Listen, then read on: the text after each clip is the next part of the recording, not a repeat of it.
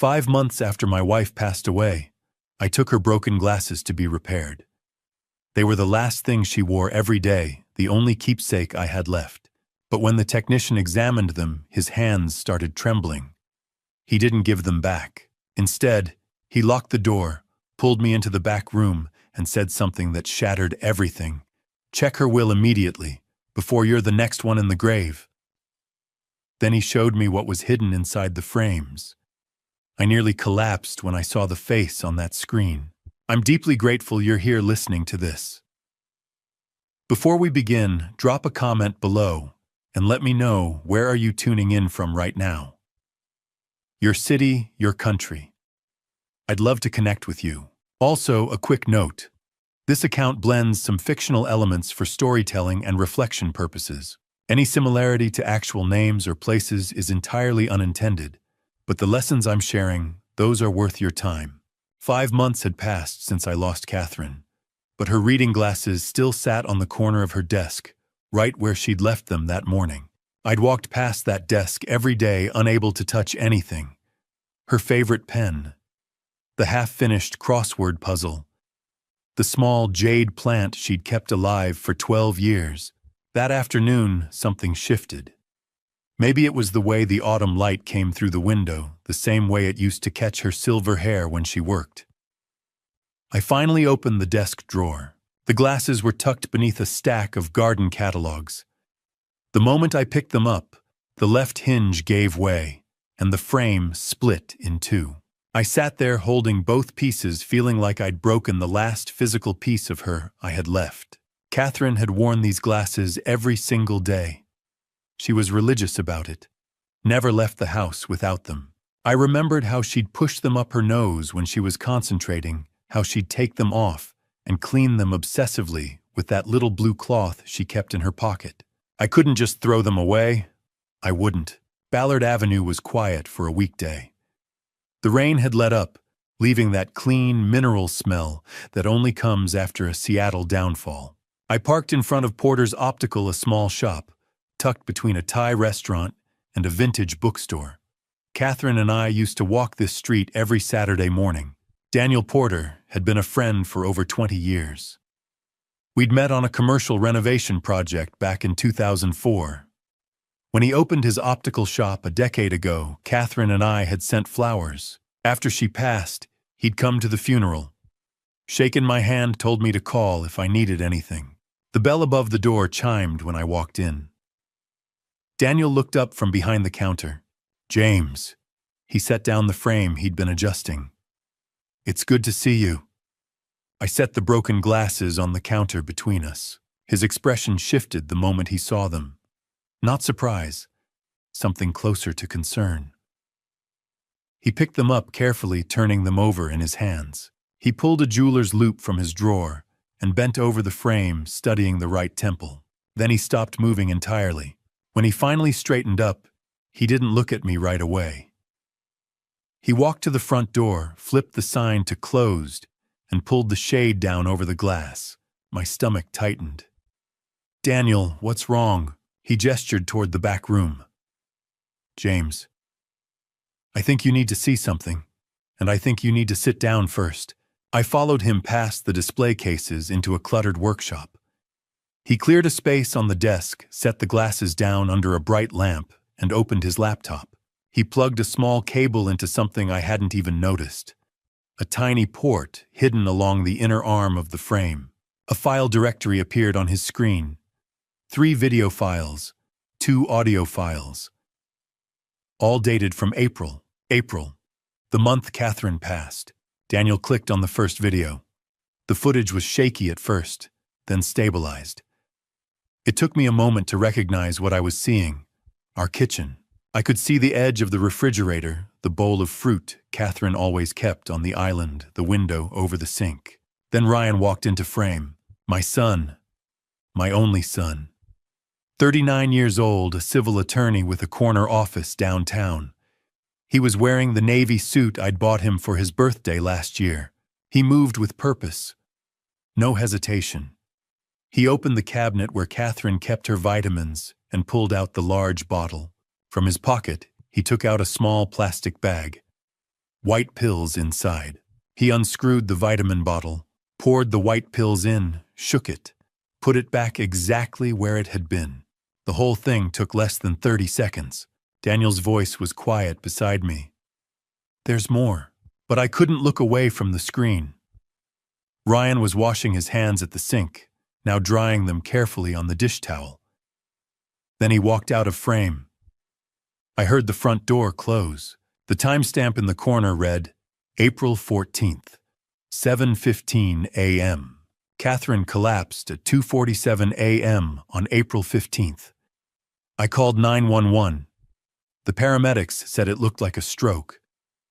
She was gone before we reached the hospital. Daniel let the silence stretch. Then he said, his voice heavy with both anger and sorrow. James, Catherine came to me 3 weeks before she passed. She asked me to install this camera. She said she needed proof of something, but she wouldn't tell me what. She made me promise not to tell you unless something happened to her. He paused, his hand hovering over the mouse. See, I didn't know what she'd recorded until just now. But I know this checked the will immediately. Because if he did this to her, you're next. I couldn't breathe, couldn't move, couldn't look away from the frozen image on the screen. My son's hand holding that plastic bag, pouring those pills into my wife's vitamin bottle. The glasses were still on the desk between us. I picked them up with shaking hands, turning them over, finally seeing what I'd missed.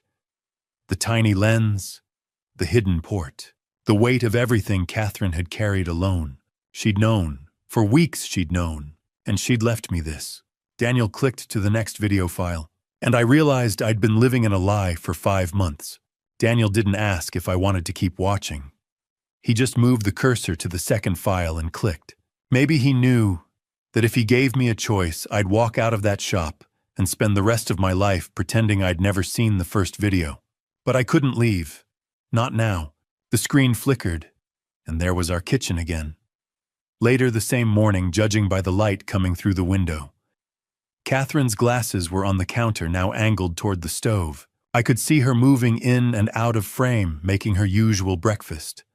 Oatmeal with blueberries, the same thing she'd eaten every morning for 30 years. Ryan appeared in the doorway. He was still in that navy suit, but his tie was loosened now. He leaned against the counter, watching her. She didn't turn around, didn't acknowledge him, just kept stirring her oatmeal. He said something I couldn't hear. Catherine's shoulders stiffened, but she still didn't look at him. After a moment, Ryan pushed off the counter and left. The video jumped forward, timestamp 9:30 that night. The kitchen was dark, except for the light over the sink. The glasses were in a different position, now facing the breakfast nook, where Catherine liked to sit with her tea before bed. I recognized the blue mug she always used, the one with the chipped handle she refused to replace. Ryan walked into frame again. This time he was on his phone, pacing. His voice came through clearly. Catherine must have been sitting close enough to the glasses for the microphone to pick it up. "It's done," he said. "I used the amount we discussed." A woman's voice responded tinny through the phone speaker. "Jessica." I'd recognize my daughter-in-law's voice anywhere, that slight southern accent she'd never quite lost.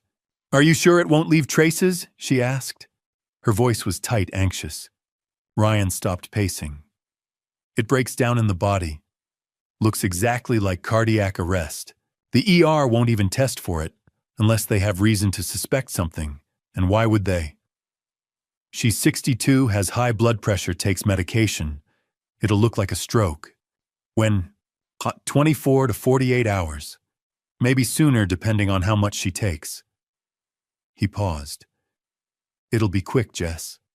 She won't suffer." There was a long silence. Then Jessica said quietly, "This is really happening. This is the only way. You know that. The casino isn't going to wait forever, and my name is on those debts too now. Once she's gone, we use the life insurance to clear everything, and we're free." "What about your father?" Ryan's laugh was cold. "He'll be devastated. Probably won't even think straight for months. I'll handle the estate, make sure everything's in order. He'll sign whatever I put in front of him." The call ended. Ryan stood there for a moment staring at his phone. Then he walked out of frame. The kitchen was empty again. Just Catherine's blue mug on the table, steam rising from the tea she'd never finish. I couldn't feel my hands. Couldn't feel anything, really. It was like someone had scooped out everything inside me and left just a shell sitting in that chair. Daniel reached over and paused the video. "There's one more," he said quietly. "You don't have to watch it." But I did. I had to see. He clicked the third file. Timestamp April 15th, 2:47 a.m. The kitchen light was on. Catherine's glasses were on the counter again, angled toward the table. I could see her sitting in the breakfast nook, her back to the camera. She was wearing her blue robe, the one I'd bought her for Christmas 2 years ago. She stood up, reaching for something on the counter. Her hand missed, grabbed at the air. Then she went down. I watched her collapse the way you watch a car accident in slow motion. Knowing what's about to happen, unable to look away, unable to stop it. She fell hard, her head hitting the edge of the table before she crumpled onto the tile floor. And then Ryan was there. He must have been in the hallway. He walked into frame, looked down at her, and checked his watch. He didn't kneel, didn't call out, didn't touch her. He just stood there watching his mother die on the kitchen floor, glancing at his watch every few minutes, like he was timing something. I counted. 12 minutes. 12 minutes of watching her lie there, not moving, barely breathing. 12 minutes of making sure. Finally, he pulled out his phone and dialed. His voice when he spoke was frantic, desperate. An Oscar-worthy performance. 911. "My mother. She's collapsed. I don't know what happened. Please, you have to send someone." The video ended. I sat there staring at the black screen. Daniel didn't say anything. What could he say? My son. My only son. The boy I'd taught to ride a bike, to throw a baseball, to tie a tie. The man I'd put through law school, celebrated with, at his wedding, bragged about to my friends. That man had watched his own mother take her last breaths and checked his watch to make sure she was really gone. Daniel's hand moved over the keyboard, then stopped. He pointed to something at the bottom of the screen. Another file. There's a voice memo here," he said. His voice was careful, gentle. "Recorded at 11:47 p.m. on April 14th, 3 hours before she collapsed." He looked at me. "Do you want to hear it?" I couldn't speak, could barely nod. Daniel clicked the file, and Catherine's voice filled the small room. I wasn't ready to hear her voice again. 5 months of silence, of walking past her empty chair at breakfast, of reaching for the phone before remembering she was gone. 5 months of learning how to live in a house that still smelled like her lavender hand soap. And now, here she was, speaking to me from 3 hours before she collapsed on that kitchen floor. James. Just my name. But the way she said it, soft, aching, full of something I couldn't name, made my chest tighten. Daniel sat beside me in the back room of his shop, his hand resting on the edge of the desk. He'd already seen the first video. Ryan pouring those white pills into Catherine's vitamin bottle. Now we were listening to the audio file time-stamped April 14th, 11:47 p.m., the last thing my wife recorded before she was gone. "If you're hearing this," Catherine's voice continued, trembling slightly, "then I'm not there anymore. And I'm so sorry, my love." I gripped the armrest of the chair. My knuckles turned white. "I need you to listen carefully, because I don't have much time. There's a safe deposit box at Pacific Northwest Bank, downtown branch. Box number 447. The key is in my desk. Bottom drawer inside the blue envelope beneath my gardening catalogs. You need to go there. You need to open it." I glanced at Daniel. He was staring at the laptop screen, his jaw tight. "Inside that box, you'll find a letter. 8 pages. I wrote down everything. Every detail, every date, every piece of evidence I gathered. I couldn't say it all out loud, but I wrote it down for you." She paused, and I could hear the faint sound of rain against a window in the background. There's also a new will in that box. I met with Helen Patterson 2 days ago. Patterson and Marks, Pioneer Square. She notarized it. 95% of our estate goes to the Family Justice Foundation. Ryan gets $100,000. That's it. My breath caught. 100,000. Out of 2.7 million. He doesn't know about the new will, James. He thinks the old one is still in effect. He thinks he's going to inherit over $1 million when I'm gone. But he won't. Helen has the original in her office safe. Catherine's voice dropped lower, and I leaned closer to the speaker. I need you to promise me something. Promise me you won't confront him alone. Promise me you'll go to the bank first, read my letter, and then call someone. A lawyer, the police, anyone. Just don't face him by yourself, please. I closed my eyes. I love you, James. I've loved you since the day you spilled coffee on me at the university library and apologized 5 times in under a minute. I've loved you through 38 years of marriage. I love you now, even if I'm not there to say it anymore.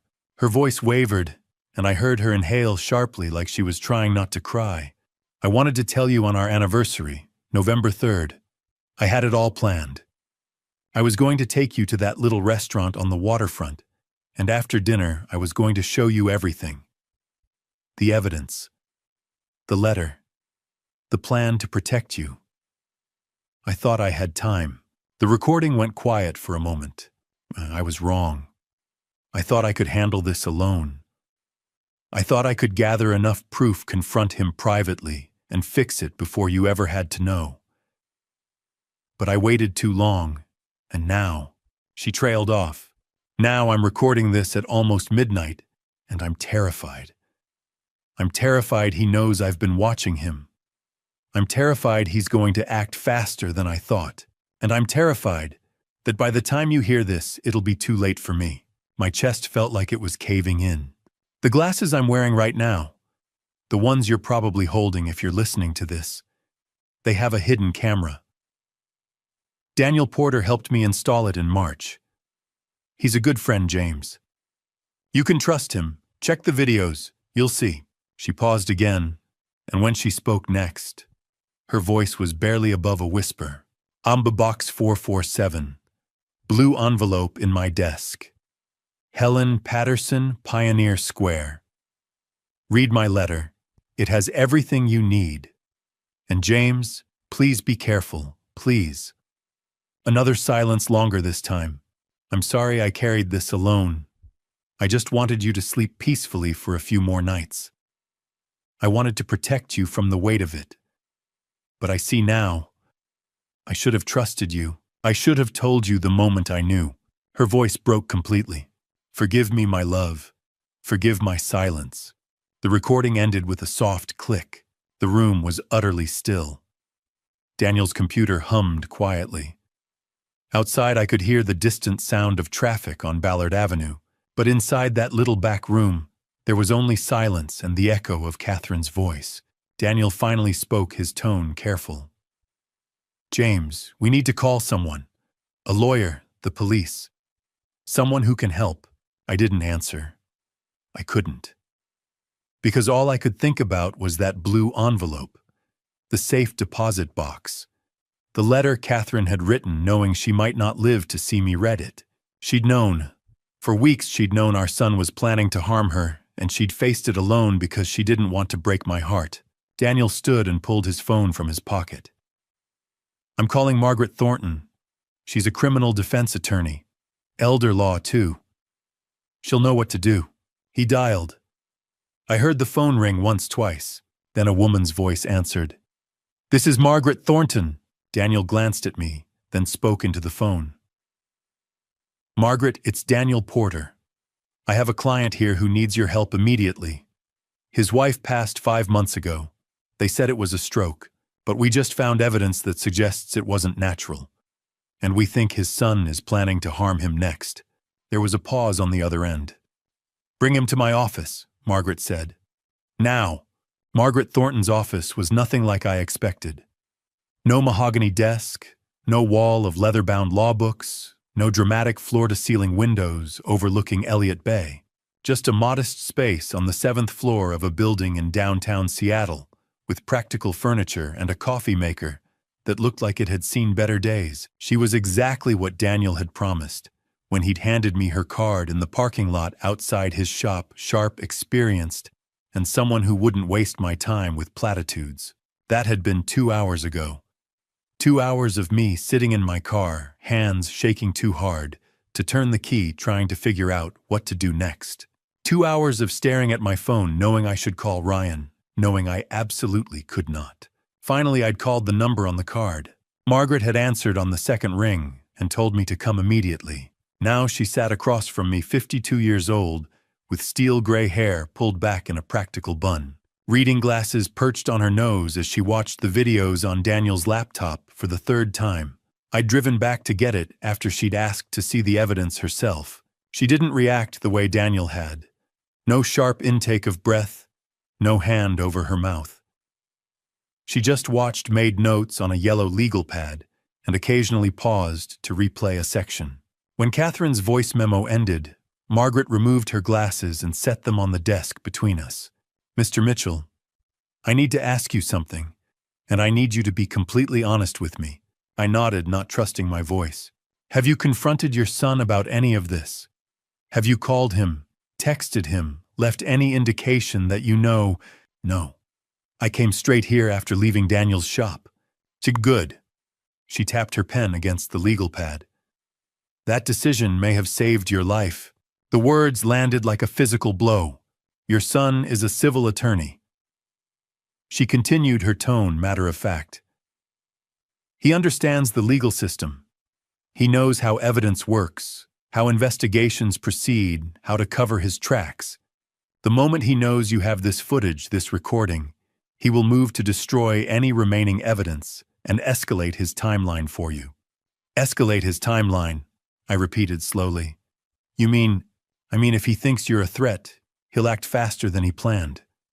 Your wife gave you a tremendous gift with this evidence, but it's also put you in immediate danger."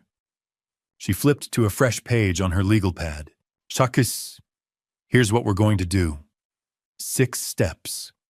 We follow them exactly, we don't deviate, and we don't tell anyone, including your son, what we're doing until we have everything locked down. Understood?" I nodded again. Step 1. You do not confront Ryan. You don't ask him about the money, about Jessica's debt, about the videos. Nothing. If he calls you, you keep the conversation light. If he wants to meet, you're busy. If he pushes you, have the flu. Whatever it takes to buy us time without raising suspicion. She wrote, "No contact, natural excuses," in sharp capital letters. Step 2.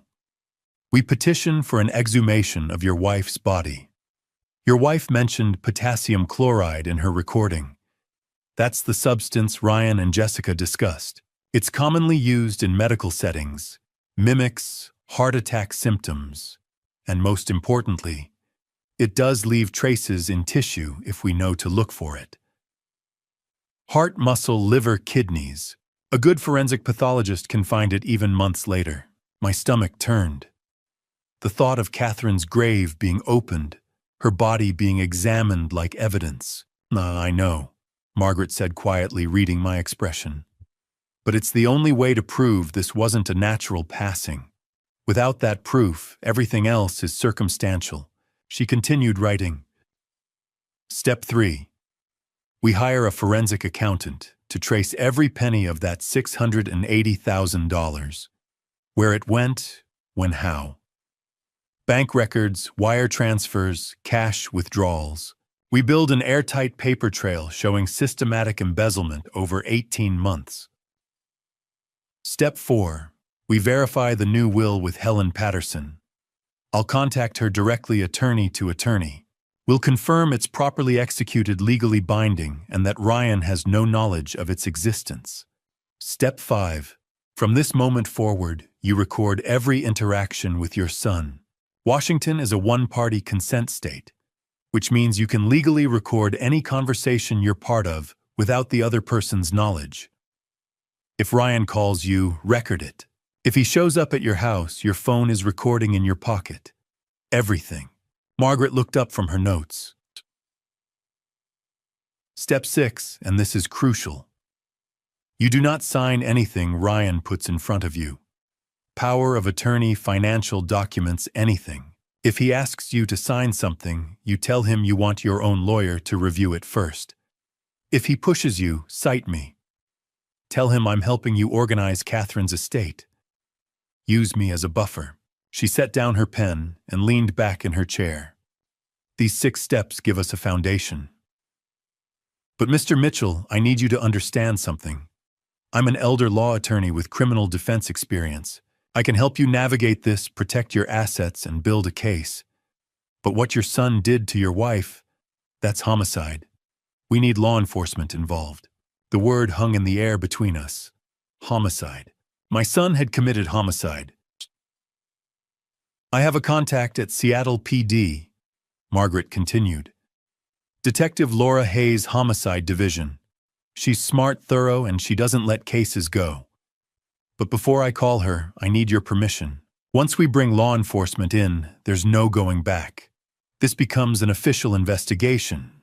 Your son will likely be arrested. This will be public. Your life will never be the same. I thought about Catherine's voice on that recording. The way she'd apologized for keeping secrets. The way she'd warned me I was next. I thought about Ryan standing in our kitchen, watching his mother take her last breaths, checking his watch. Call her, I said. Call Detective Hayes. Margaret picked up her phone, but before she dialed, she looked at me one more time. James, your son, is a civil attorney. He knows how to manipulate the system, how to make himself look sympathetic, how to cast doubt. We need to be smarter than him, faster than him, and we need to be absolutely certain of every move we make. She pressed a number on speed dial. And we need Detective Laura Hayes from Seattle PD Homicide to make sure he doesn't get away with this. The phone rang once, twice. Then a woman's voice answered, and Margaret said something I'll never forget. Laura, I have a client whose son poisoned his mother and is planning to do the same to him. We have video evidence. How fast can you get to my office? I didn't sleep Tuesday night. Just stared at the ceiling, listening to every creak of the house, settling every car that passed, wondering if one of them would slow down and stop. Margaret had said Detective Hayes would need 24 hours to review the evidence. 24 hours felt like an eternity when you knew your own son was planning to make your passing look like grief-driven despair. Wednesday morning, I forced myself through the motions of normalcy. Coffee, shower, get dressed. Act like a man who doesn't know his only child wants him gone. The note was waiting when I walked out to my car. A single piece of paper folded once tucked under the driver's side windshield wiper. My hands were shaking before I even opened it. The handwriting was unfamiliar. Neat, feminine, urgent. He knows, run. That was it. 4 words. No signature, no explanation. I looked around the parking area. My neighborhood was quiet at 8 in the morning. Most people already at work, a few retirees walking dogs in the distance. No one paying attention to me. But someone had been here. Someone knew what Ryan was planning. Someone was trying to help me, or someone was trying to scare me into making a mistake. I got in the car, locked the doors, and sat there with the note in my lap, my heart hammering. Margaret's voice echoed from yesterday, your son will move to destroy evidence and escalate his timeline. If he knows I have the footage. I drove home faster than I should have, nearly running a red light on Ballard Avenue. Inside, I went straight to my home office and pulled out the filing cabinet, where Catherine and I had always kept important documents. I found it in the life insurance folder tucked behind our legitimate policies. A policy I'd never seen before. Pacific Mutual Life Insurance, $1.5 million. Issue date March 15, 2024. Insured James Robert Mitchell. Beneficiary Ryan Thomas Mitchell. My signature at the bottom. Except I'd never signed this. Never even heard of Pacific Mutual. The signature was close. Someone had practiced. but the capital M in Mitchell was wrong. Too loopy. I always made mine angular a habit from years of architectural drafting. My phone rang and I nearly dropped the policy. Ryan's name on the screen. I answered on the fourth ring, trying to keep my voice steady. "Hey, buddy." "Dad. Finally. I've been trying to reach you since yesterday. Sorry, I've been busy, dealing with some of your mom's things." A pause. "Actually, that's why I'm calling. I think it's time we get your affairs in order too. Power of attorney, making sure I can access accounts if something happens. You're 64 now, Dad. We need to think about these things." My grip tightened on the phone. He was good. His voice was concerned, caring. The perfect, dutiful son. "I appreciate that, Ryan, but I'm not ready to think about that yet." "Dad, it's not about being ready. It's about being prepared. Mom's passing showed us how quickly things can happen. I don't want to be scrambling if you have a health emergency. I'll think about it. I'm coming over tonight.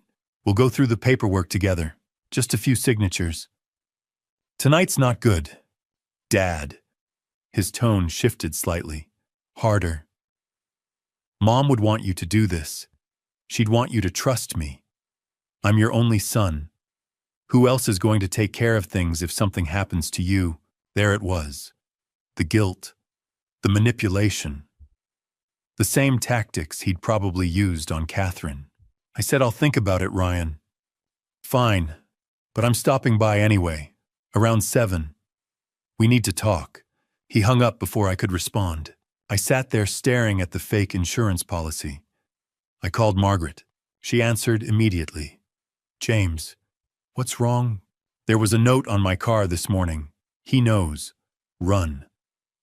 And I found a life insurance policy in my files. 1.5 million, my forged signature, Ryan as beneficiary. And he just called, says he's coming tonight to get me to sign power of attorney documents. Silence. Then, "Get out of your house right now. Don't pack anything, don't wait. Drive to a hotel, pay cash, use a fake name if you have to. Turn off location services on your phone. Do not tell anyone where you're going, not even me. Margaret." James, listen to me. If Ryan is pushing this hard, this fast, it means he knows you're on to him. That note is from someone trying to warn you. We don't have 24 hours anymore. We might not even have 24 minutes. Get out. Now. I grabbed my wallet and keys, leaving the fake policy on my desk. As I headed for the door, I pulled up my security camera app. The one we'd installed last year after break-ins in the neighborhood. The live feed showed my front porch. Empty. Then I scrolled back through the recorded footage from the past hour. My blood ran cold. Ryan had been there. 30 minutes ago, while I was still in my office. He'd walked up to the front door, tried the handle. Locked, thank God. Then stood there for almost 5 minutes, peering through the living room window. Finally, he'd pulled out his phone and typed something. Then walked back to his car. I switched to the street view camera and zoomed in on his phone screen in the recording. The angle was just right to catch what he'd typed. A text message. "He's not home. We need to move faster." I watched him send it. Watched him look back at my house one more time. Watched him drive away. My son had come to my house to find me, to corner me, to make me sign documents that would give him access to everything, or maybe to do something worse. I grabbed my jacket and ran for my car, the warning note still crumpled in my pocket. He knows, run. And for the first time since finding Catherine's glasses, I did exactly that. I ran. I'd spent Wednesday night in a budget motel off Highway 99, paid cash, under the name Robert Anderson, and kept my phone turned off except to check messages every hour. The room smelled like stale cigarettes and industrial cleaner, but it had a deadbolt and a view of the parking lot, and that was all I needed. I didn't sleep, just watched car headlights sweep across the ceiling, and thought about Ryan standing on my porch, peering through my living room window, texting someone that they needed to move faster. Thursday morning, Margaret had sent a single encrypted message. 8 a.m., my office. Bring nothing. Now I sat in that same chair across from her desk, and this time we weren't alone. Thomas Reed looked exactly like what he was, a man who'd spent 40 years following money trails that people desperately wanted hidden. 61 years old, gray suit, reading glasses on a chain, and a leather briefcase that had seen better decades. He set the briefcase on Margaret's desk and pulled out a report thick enough to be a novel. "Now 47 pages," he said. "But I can summarize if you'd prefer the version that won't make your head spin." "Summarize?" Margaret said. "We don't have time for the full audit." Thomas flipped to a page marked with a yellow tab, a spreadsheet covered in numbers, dates, and highlighted transactions. "Your family trust was established in 2006. Original funding was $1.8 million. By January 2023, it had grown to $2.4 million. He turned the page. "That's when the withdrawals started." I leaned forward, studying the spreadsheet. Rows and rows of transactions, each one highlighted in yellow. 23 withdrawals over 18 months. Thomas continued. Small enough to avoid triggering bank alerts. 20,000 here. 40,000 there. Always under 50,000 per transaction, always spaced at least 3 weeks apart. Textbook embezzlement strategy. He ran his finger down the column. "I've documented every single one. Wire transfers to 3 different accounts. 2 in Ryan's name, 1 joint account with Jessica Mitchell." My hands were flat on Margaret's desk, pressing down hard enough that my knuckles went white. "The current balance of the trust is $1.72 million. Your son embezzled $680,000 over a year and a half. He did it slowly, carefully, and he would have gotten away with it if your wife hadn't been watching." "She knew," I said quietly. "In her recording, she said she'd been tracking it since March. To March of this year," Thomas confirmed. "That's when the withdrawals got larger, more frequent." He was getting desperate. Margaret leaned back. "Desperate for what? Where did the money go?" Thomas flipped to another tabbed section.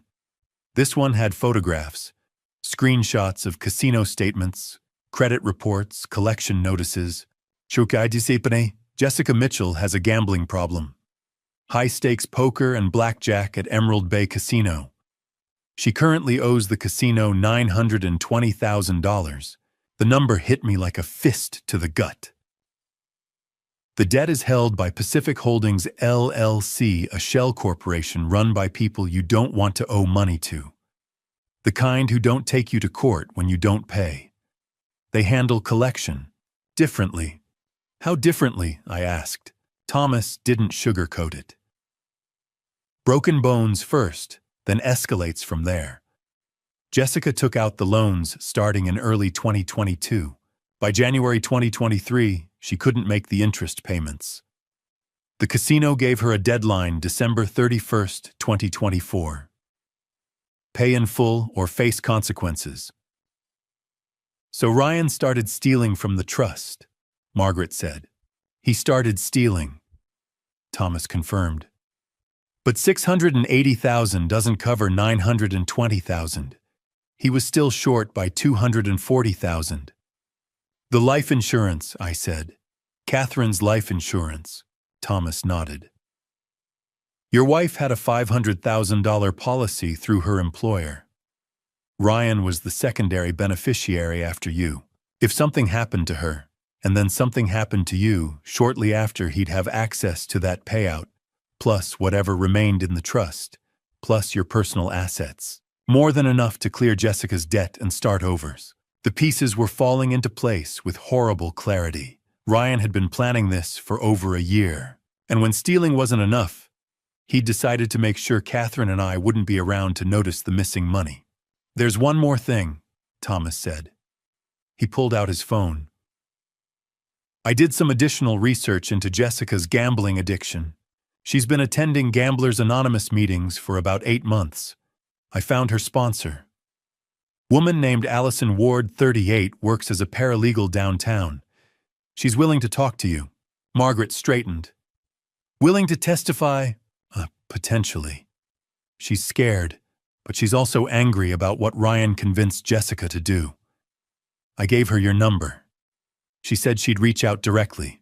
As if on cue, my phone buzzed in my pocket. I'd turned it back on during the drive to Margaret's office. Unknown number. I opened it.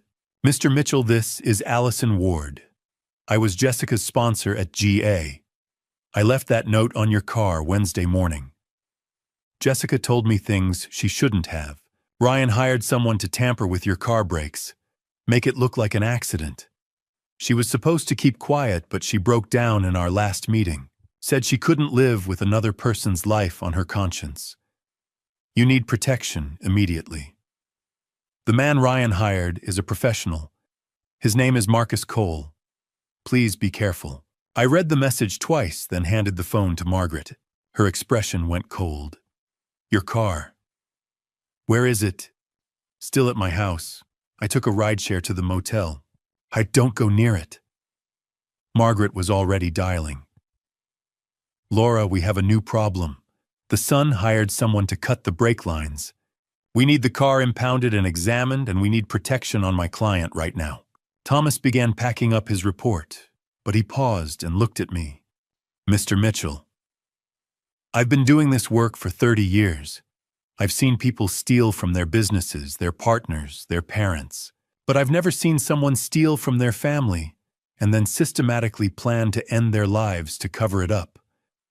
Your son isn't just a thief. He's something much worse. I didn't respond. Couldn't. Because I was thinking about Catherine's voice on that recording about how she'd said Ryan was desperate. She'd been right. And desperate people don't stop until they get what they need, or until someone stops them. Volunteer Park in the afternoon was the kind of peaceful that felt wrong when your son was planning to tamper with your brakes. Families walked dogs. Joggers passed by with their headphones in. A group of teenagers skateboarded near the conservatory. I sat at an outside table at the small cafe near the water tower, nursing a coffee I hadn't touched, watching every person who walked up the path. Margaret had insisted I take a rideshare here and sit where I could see all the approaches. She arrived 10 minutes late, scanning the area. 38 years old, dressed in business casual, like she'd come straight from work. Dark hair, pulled back minimal makeup, and the kind of tired eyes that came from carrying other people's secrets. She carried a brown leather messenger bag. When she spotted me, she hesitated, then walked over and sat down without shaking hands. Mr. Mitchell, thank you for meeting me. She glanced around again. I shouldn't be here. If Ryan finds out I talked to you, or if Jessica finds out I warned you, they won't, I promise. Allison didn't look convinced, but she opened her messenger bag and pulled out a small USB drive, setting it on the table between us. Jessica came to her first Gamblers Anonymous meeting 8 months ago. She'd hit rock bottom, $920,000 in debt to people who don't forgive debts. She was terrified. That's when I became her sponsor. She wrapped her hands around the coffee cup I'd bought for her. So, 3 weeks ago, she broke down completely. Said she couldn't do it anymore. Couldn't live with what Ryan was planning. She told you about my wife. Allison nodded. She told me Ryan had used something to make it look like your wife had a stroke. Said he'd been planning it for months. And then she told me about you. My coffee cup was cold in my hands. She said Ryan had hired someone, a professional, someone who specializes in making problems disappear. She gave me a name, Marcus Cole. 45 years old, has a record in Oregon. He's what they call a cleaner, someone who handles situations that need to look like accidents. How much did Ryan pay him? $50,000, half up front, half when the job is done. $50,000 to end my life. Jessica told me the plan. Allison continued. Marcus was supposed to cut your brake lines, make it look like mechanical failure. Ryan knew your routine, that you drive Highway 99 every morning. Lots of traffic, steep grades, plenty of opportunities for a crash. She pushed the USB drive closer to me. I couldn't let it happen. I've been a sponsor for 3 years, worked with dozens of people trying to rebuild their lives. but I've never had someone confess to conspiracy and taking a life. I couldn't go to the police directly. Jessica would know it was me. But I couldn't just do nothing. So you left the warning note. I left the note, and I did something else. She tapped the USB drive. 3 weeks ago, Jessica told me Ryan and Marcus were meeting at a bar in Fremont to finalize the details. I went too. Sat in the back with my phone recording. I got the whole conversation. My hand closed around the USB drive. You need to understand something. These aren't good people. Marcus Cole isn't some amateur. He's done this before. And Ryan talked about you the way someone talks about a business transaction. No emotion, no hesitation, just logistics. Can I listen to it? Allison pulled out her phone and a small portable speaker from her bag. I made a copy. Better you hear it now so you know what you're dealing with. She plugged in the speaker and pressed play. The audio quality was decent despite the background noise. Then Ryan's voice cut through. So we're clear on the approach? A deeper voice responded. Marcus. Brake lines. Cut them about 70%, leave enough that he can drive a few miles before they fail completely. Makes it look like gradual wear, not sabotage. Timeline. I can do it in under 5 minutes if I have access to the vehicle. He parks in his driveway, usually gone for his morning walk around 7. More than enough time. Make it look like an accident. He's 64 drives Highway 99 every morning. Anyone investigates, they'll see an old man who didn't maintain his vehicle properly. Marcus's laugh was cold. Old man on a steep grade with no brakes. Clean as it gets. When's the timeline? Before Thanksgiving. I need access to his accounts by December. The casino deadline is December 31st. And if something happens before I can finish the job, then I'll handle it myself. But I'd prefer to stay clean. That's what I'm paying you for. A pause. Then Ryan's voice again, quieter, but still audible. Once both of them are gone, we're set for life. The trust, the life insurance, his personal assets.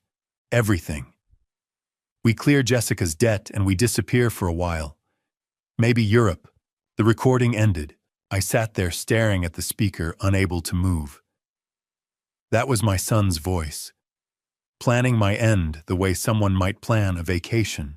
Allison turned off the speaker and packed it away, giving me a moment. So Jessica is terrified, she finally said. She's hiding now. Motel 6 in Tacoma, room 214. Hasn't contacted Ryan in 2 days. He's been calling her non-stop. Will she testify? I don't know. She's scared of Ryan, scared of the casino, scared of going to prison. But she's also eaten up with guilt about your wife. Allison met my eyes. Mr. Mitchell, I left you that warning because I couldn't live with staying silent. I'm giving you this recording because you deserve to know exactly what your son is capable of. But if you use this, Jessica might run. And if Ryan finds out she talked or that I helped you, I picked up the USB drive and put it in my pocket. I have a detective I trust. She'll protect Jessica. And you. Will she? Because Marcus Cole is still out there, and Ryan still needs you gone. She stood up, shouldering her bag. Be careful, Mr. Mitchell. Your son talked about you like you were already in the ground. And people who talk like that don't usually change their minds. She walked away, disappearing into the afternoon crowd. I sat there alone, the USB drive heavy in my pocket. Ryan's voice still echoing in my head. Once both of them are gone, we're set for life. Not if I had anything to say about it. By the time I made it back to Margaret's office, the sun was starting to sink behind the downtown buildings, casting long shadows across 2nd Avenue. I'd taken 3 different ride shares to get there, changing drivers twice, watching every car behind me. The USB drive felt like it weighed 10 pounds in my pocket. Detective Laura Hayes was already waiting when I walked in. She stood by the window with her arms crossed, 45 years old, with the kind of presence that came from 2 decades working homicide. Short dark hair streaked with gray, no-nonsense pantsuit, and eyes that had seen everything. She didn't waste time on introductions. You have the recording. I handed her the USB drive. Margaret had already set up her laptop with external speakers, and Hayes plugged it in without sitting down. We listened to it again. Ryan's voice. Marcus's voice. The clinical discussion of break lines and timelines and making my passing look like mechanical failure. Once both of them are gone, we're set for life. When it ended, Hayes ejected the USB and held it up to the light. "This is admissible," she said finally. "Audio quality as decent, context is clear. Your source willing to testify about how she obtained it." "She's scared," I said. "But yes." Hayes nodded, then pulled out her phone. "Marcus Cole, 45. I ran him through the system after Margaret called me earlier. He's got 2 priors in Oregon, 1 assault, 1 tampering. Neither stuck. Witnesses recanted and the first case evidence disappeared in the second. Classic. Classic what? So classic professional. The kind who knows how to make problems go away without leaving fingerprints. If your son hired Marcus Cole, he didn't pick an amateur." She sat down across from me, her expression serious. "I've been a homicide detective for 19 years. I've worked cases where family members took each other's lives over money, over property, over petty grudges. But this is premeditated, calculated, and ongoing. Your son didn't just plan your wife's passing. He's planning yours. And he hired someone to do it for him." Margaret leaned forward. "What do we need to proceed?" "We need to prove Catherine Mitchell's passing wasn't natural. Right now we have video evidence of Ryan tampering with her vitamins, his voice discussing a substance that mimics cardiac arrest, and his wife's sponsor testifying about a confession. That's strong, but it's circumstantial until we have physical proof." "The exhumation," I said quietly. Hayes met my eyes. "The exhumation. I know this isn't easy, but it's the only way to prove what your son did. If Catherine was dosed with potassium chloride, the way the recording suggests, traces will remain in her tissue. Heart, muscle, liver, kidneys. A good forensic pathologist can detect it even months later." My throat was tight. The thought of Catherine's grave being opened. "I'll make it as dignified as possible," Hayes said. "Evergreen Cemetery, early morning before public hours. Just the pathologist, myself, and the necessary technicians. You don't have to be there." "When?" "I need a court order first. Margaret's already drafted an emergency petition to King County Superior Court. If we can get it in front of a judge tonight, we can have the order signed by midnight and proceed at first light." Margaret was already on her phone. "Judge Patricia Holloway owes me a favor. She'll see us." Things moved quickly after that. Margaret left to file the petition in person. Hayes made a series of calls, to the medical examiner's office, to Evergreen Cemetery, to her captain at Seattle PD. I sat in Margaret's office and tried not to think about what Friday morning would look like. An hour later, Margaret returned with a signed order. Judge Holloway had reviewed the evidence and deemed it sufficient for emergency exhumation. Friday, 6 a.m. Hayes checked her watch. "Forensic pathologist will meet us at Evergreen at 0600. We'll extract tissue samples, send them to the state lab for toxicology screening. Results will take about 72 hours for preliminary. But if there's potassium chloride present at the levels your son discussed, we'll know fast. And then we arrest him. Conspiracy to commit homicide, tampering, embezzlement, insurance fraud. We'll bring Marcus Cole in too. But first, Mr. Mitchell, we need to keep you alive long enough to see justice happen." She pulled out a card and slid it across the table. "Protective custody, starting tonight. 2 officers outside whatever location you choose. 24/7 coverage until we have Ryan and Marcus in custody." Margaret pulled out a file folder. "There's something else." In Catherine's voice memo, she mentioned a safe deposit box at Pacific Northwest Bank. "We need to access it before Ryan realizes we're moving on him." Hayes looked up. "What's in the box?" "I don't know," I admitted. "She said to check it. Then we go first thing tomorrow morning." Before the exhumation, before Ryan knows we're taking action. Hayes stood up. Mr. Mitchell, from this moment forward, you're not alone in this. You have the full weight of Seattle PD homicide behind you. We're going to prove what your son did to your wife, and we're going to stop him from doing it to you. She checked her phone, then her expression shifted. What? I asked. Ryan Mitchell called the station 40 minutes ago. Said he was concerned about his father hasn't been able to reach him. Pretending to be the worried son, my blood ran cold. He knows something's wrong, Hayes said. He knows you're avoiding him, which means we're running out of time. She looked at me, her expression hard. Tomorrow morning at 0600, we'll know what your son did to your wife. Tonight, you're under full protection. But if Ryan called the station asking about you, that means he's getting desperate. Margaret's office suddenly felt very small. Where do I go? I asked. Hayes was already typing. Safe house. Officers are en route now. We leave in 5 minutes. As we stood to go, Margaret touched my arm. Catherine's safe deposit box. Whatever's in there, she wanted you to find it before Ryan could. We'll get it tomorrow, first thing. I nodded, but I was thinking about Hayes's words. Tomorrow at 6 a.m. we'll know. After 5 months of questions, 5 months of grief I couldn't name, because I hadn't known it was grief mixed with betrayal, I would finally have proof. Catherine hadn't just collapsed from a stroke. Our son had ended her life, and tomorrow we'd prove it. Dawn hadn't broken yet when Margaret and I pulled up to Pacific Northwest Bank.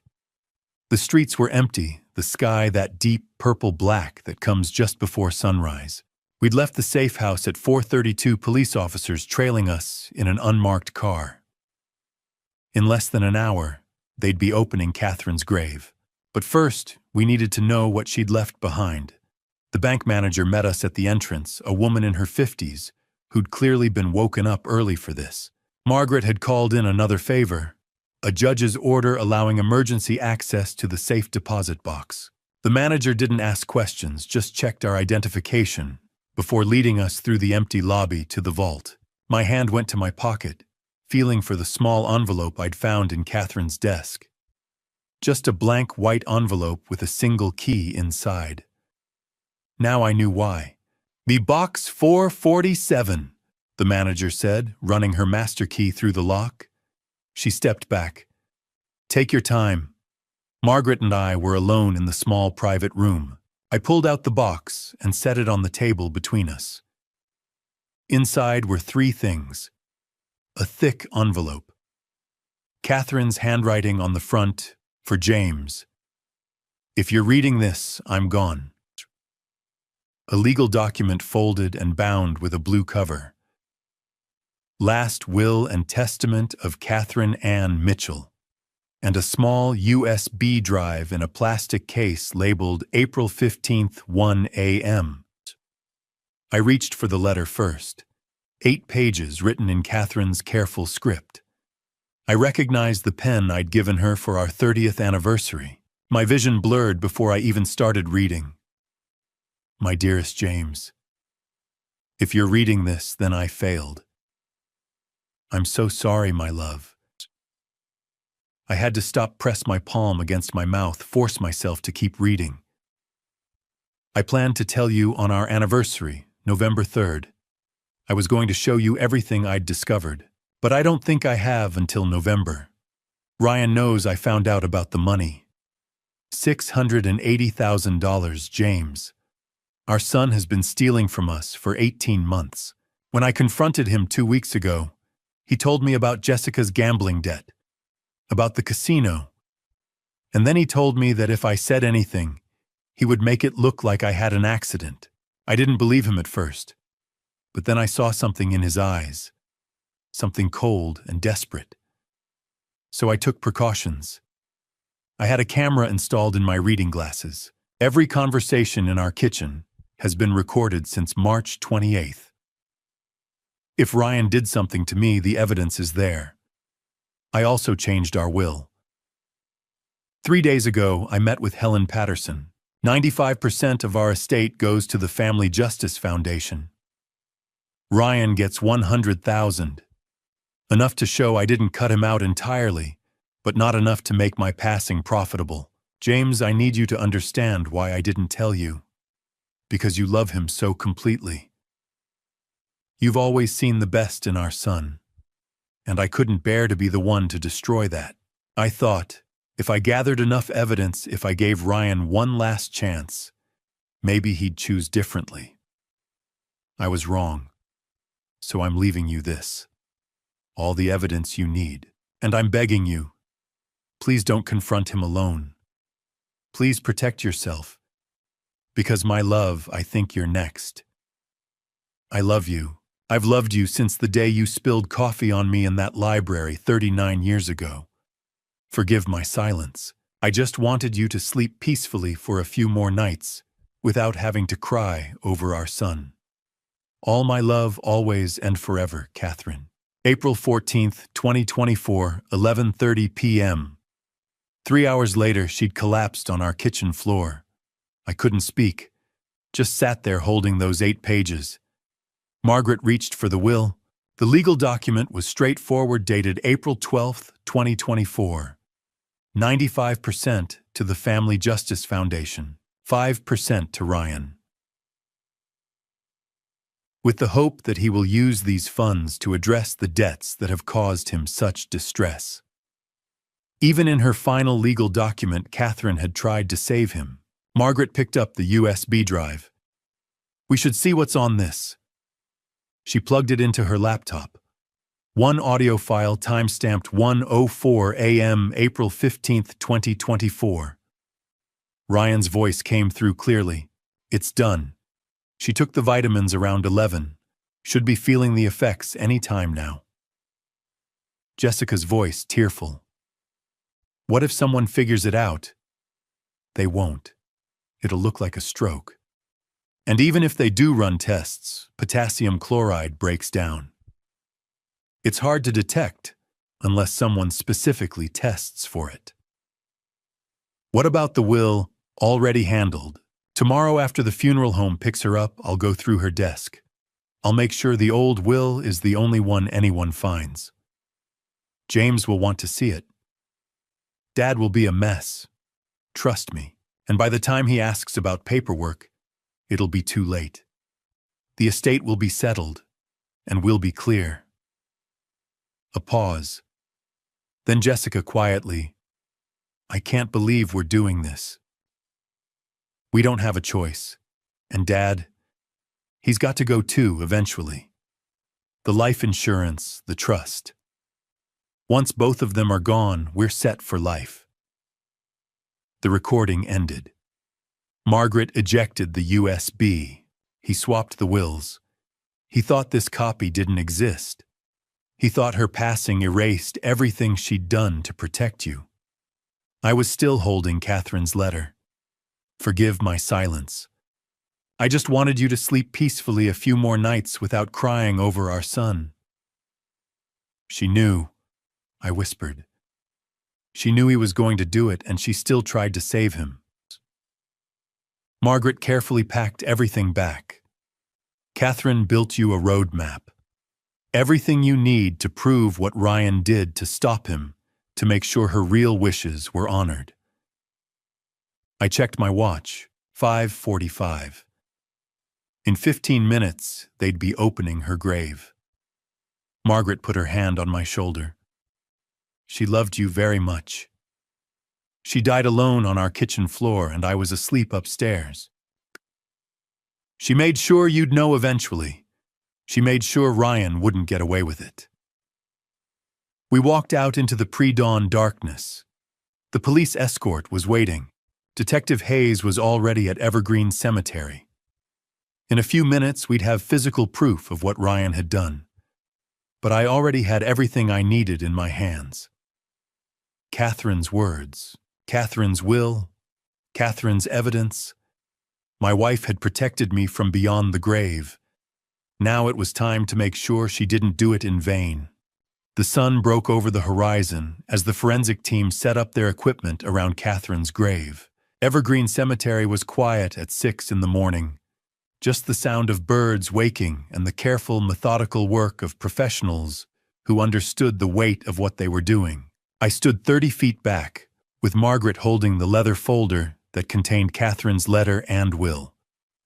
Detective Hayes had positioned herself between us and the excavation site. I didn't want to watch, but I couldn't look away. The forensic pathologist had explained the process before they started. Careful excavation, respectful handling, tissue samples from the heart, liver, and kidneys.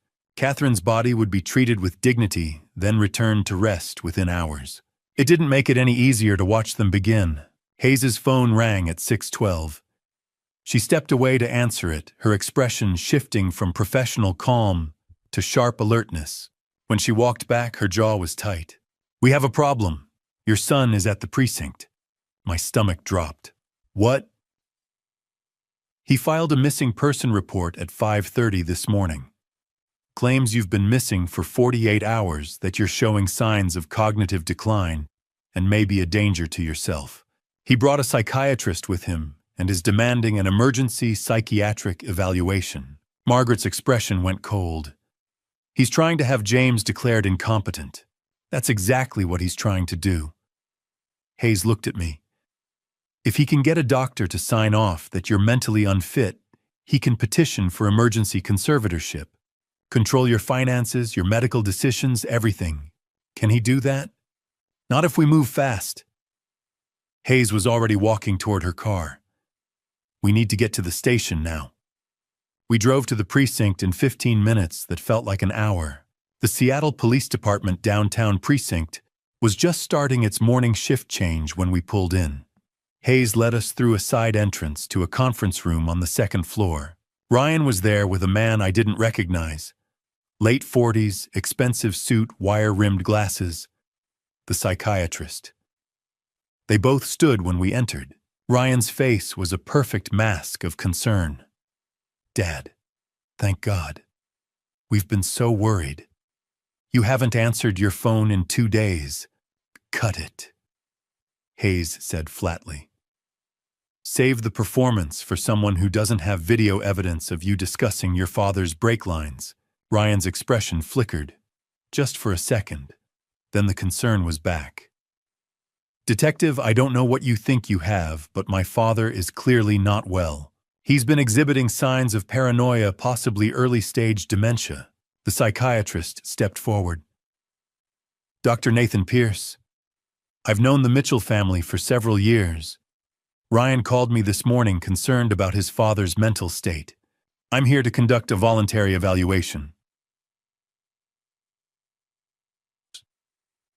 "There's nothing voluntary about this," Margaret cut in. "My client is under protective custody of the Seattle Police Department following credible threats to his life. This is a coordinated effort to have his father declared incompetent so he can seize control of financial assets. I'm refusing any psychiatric evaluation," I said, my voice steady. Ryan took a step toward me. "Dad, please. I'm just trying to help. You haven't been yourself since Mom passed." I reached into the leather folder and pulled out Catherine's letter. 8 pages in her handwriting. "Your mother wrote this the night you ended her life. April 14th, 11:30 p.m. 3 hours before she collapsed. Want me to read it to everyone here? The part where she says you threatened her, or the part where she warns me that you're planning to do the same thing to me?" Ryan went very still. I set the letter down and pulled out the will. "Or maybe we should discuss the will you tried to hide. The one where your mother left 95% of our estate to charity. The will you thought you destroyed." Dr. Pierce was looking between Ryan and me, confused. "Ryan, what is he talking about? Or?" Hayes said, pulling out her phone. "We could play the recording of you and Marcus Cole discussing how to cut Mr. Mitchell's brake lines. That one's particularly compelling." Ryan's mask finally slipped. His face went blank, calculating. "I want my attorney." "You're going to need one," Hayes said. She turned to Dr. Pierce. "Doctor, how much did Ryan pay you to come here this morning?" Dr. Pierce stiffened. The silence stretched. Finally, $15,000. Did you write a psychiatric evaluation before you ever saw my client? No. Another pause. Ryan provided me with background information. I drafted a preliminary assessment based on that information, yes. Nihon. An assessment declaring James Mitchell mentally incompetent. A recommendation for emergency conservatorship pending full evaluation. Hayes looked at her officers. Detain Dr. Pierce for questioning. Potential conspiracy fraud, false medical documentation. Ryan watched his friend being led away, then turned back to us. His expression was cold, now the mask completely gone. You can't prove anything. We're exhuming your mother's body right now, Hayes said. By this afternoon, we'll have tissue samples.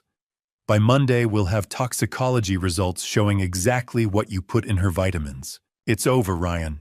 For a long moment, Ryan just stared at me.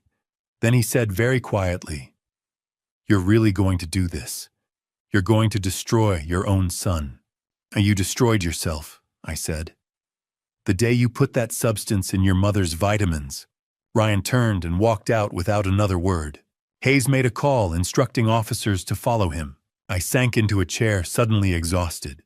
Margaret's phone buzzed. She glanced at the screen, then her face went pale. It's a text, from a number I don't recognize. She showed me the screen. "This is Jessica Mitchell. Marcus is coming to the motel tonight. Ryan told him I'm a liability. He's going to make it look like I ended my own life from guilt. I can't run anymore. Please help me." Hayes read it over my shoulder, then swore under her breath. "Motel 6, Tacoma room 214. "How fast can we get there?" Margaret asked. Hayes was already moving. 45 minutes if we push it. Or Ryan panicked and told Marcus to move faster, I said. If he's desperate enough to try the psychiatric trap, he's desperate enough to eliminate anyone who can testify against him. Hayes pulled out her radio. "I'll get Tacoma PD to do a welfare check. We bring Jessica in, put her in protective custody, and wait for the toxicology results. Then we arrest Ryan and Marcus simultaneously." We left the precinct as the morning sun climbed higher. Somewhere in Evergreen Cemetery, they were collecting evidence from Catherine's body. Somewhere in Tacoma, Jessica was hiding. And somewhere Ryan and Marcus were regrouping. But for the first time in days, I felt like we were a step ahead. Catherine had given us the roadmap. Now we just had to follow it to the end. By 6 that evening, Jessica Mitchell was sitting in a witness protection safe house on the north side of Seattle, wrapped in a blanket, despite the room being warm, shaking like she'd never stop. Hayes and her tactical team had pulled Jessica out of the Tacoma motel at noon. They'd moved her through the back, into an unmarked van, and straight to a secure location where Ryan and Marcus couldn't reach her. Now she sat across from me in a small conference room. Margaret on one side, Hayes on the other, and 2 officers stationed outside the door. She looked nothing like the woman I'd met at Ryan's wedding 5 years ago. The Jessica had been confident, charming, always laughing. This Jessica was hollowed out, her eyes red from crying. "I'm sorry," she said for the 5th time. "I'm so sorry about Catherine. I never thought he'd actually do it. I thought he was just venting, trying to scare me into finding another way to handle the debt." Margaret's voice was measured. "Jessica, we've offered you full immunity in exchange for your complete cooperation. That means testifying against Ryan and answering every question truthfully. Do you understand?" "Yes." "Then tell us everything. The plan for tomorrow morning. Every detail." Jessica took a shaky breath. "Marcus is supposed to meet Ryan at 5:30 tomorrow morning. At your house." She looked at me. "Ryan had a spare key made 6 months ago. My house. The place Catherine and I had lived for 23 years. Where she'd collapsed on our kitchen floor." "What's the plan?" Hayes asked. "Marcus is going to make it look like James took too many pills. Sleeping medication maybe mixed with alcohol. They're going to stage it like a suicide. A widower who couldn't handle the grief of losing his wife." The room went very quiet. Ryan will show up later, Jessica continued. Around noon. He'll call the police, say he'd been trying to reach his father all morning and got worried. He'll be the devastated son who just lost both his parents within 6 months. No one will question it. How do you know all this? Margaret asked. Ryan told me. 2 nights ago when I said I couldn't do it anymore. He said it was too late to back out now, that if I tried to run or talk, Marcus would take care of me the same way. Hayes leaned forward. Jessica, has Ryan discussed any contingency plans? Then Ryan does it himself. He has pills in his car.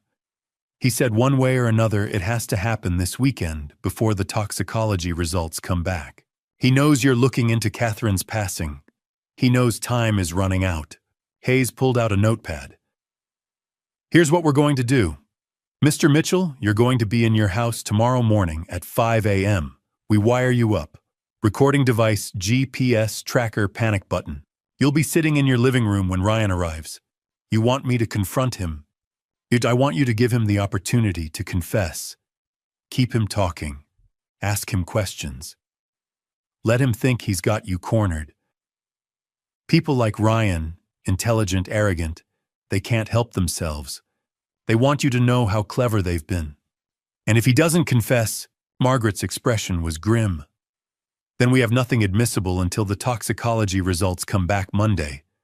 And by then Ryan might flee. We need him on tape, James. What about Marcus? We'll have 6 officers positioned in houses around yours.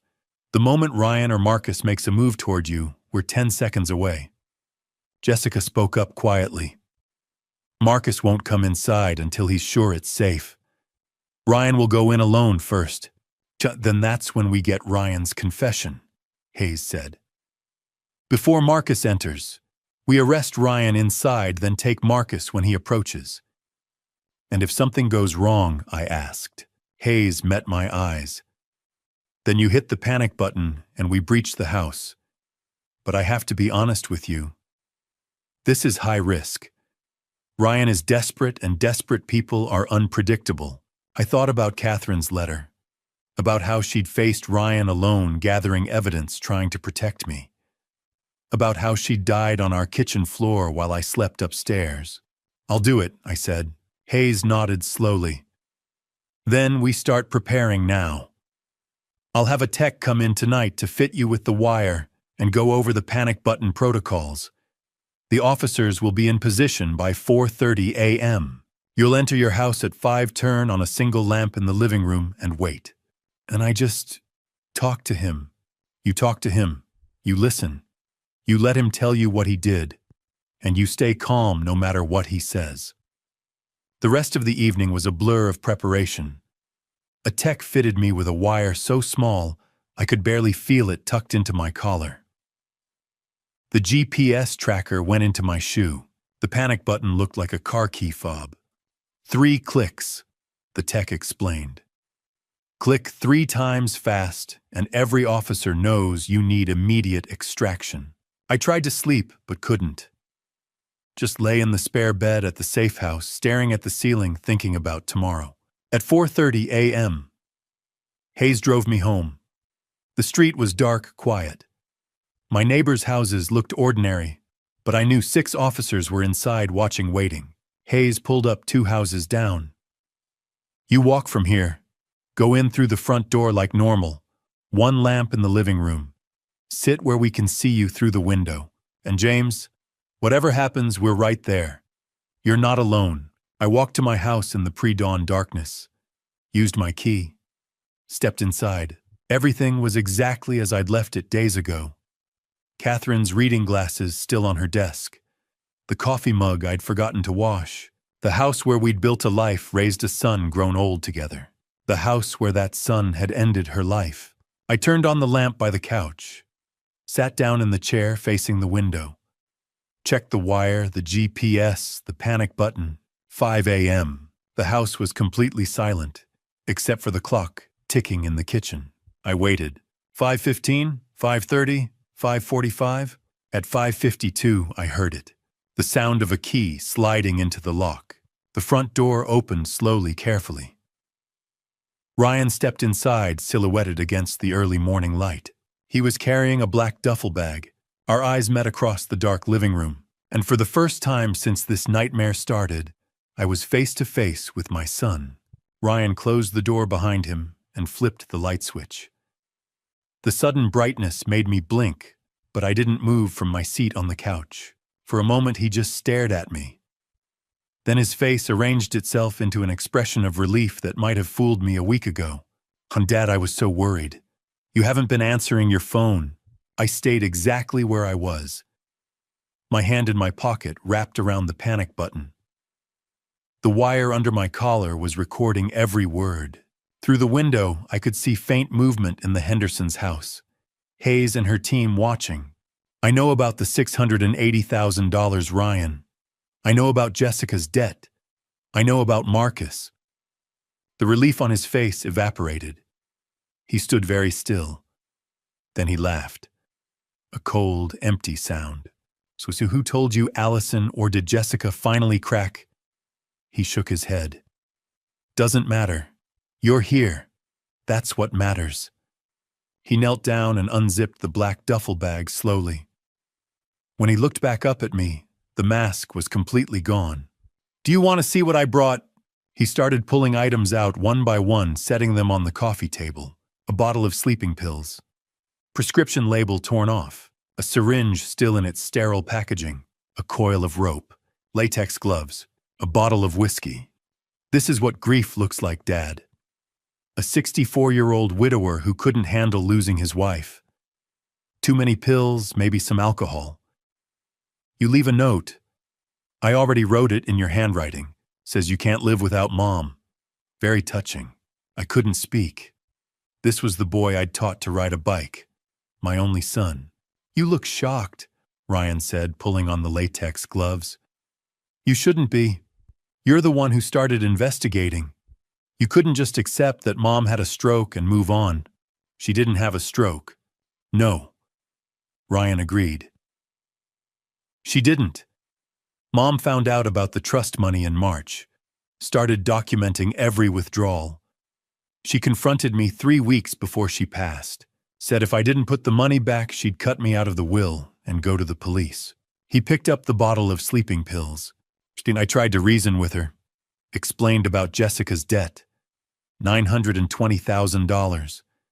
The casino isn't the kind of people you just say no to. So you ended your mother's life for money. Ryan's expression hardened. I saved my wife's life. And mine. Mom had her whole life already. Jessica and I had decades ahead. It was a practical decision. A practical decision. Yes. Potassium chloride.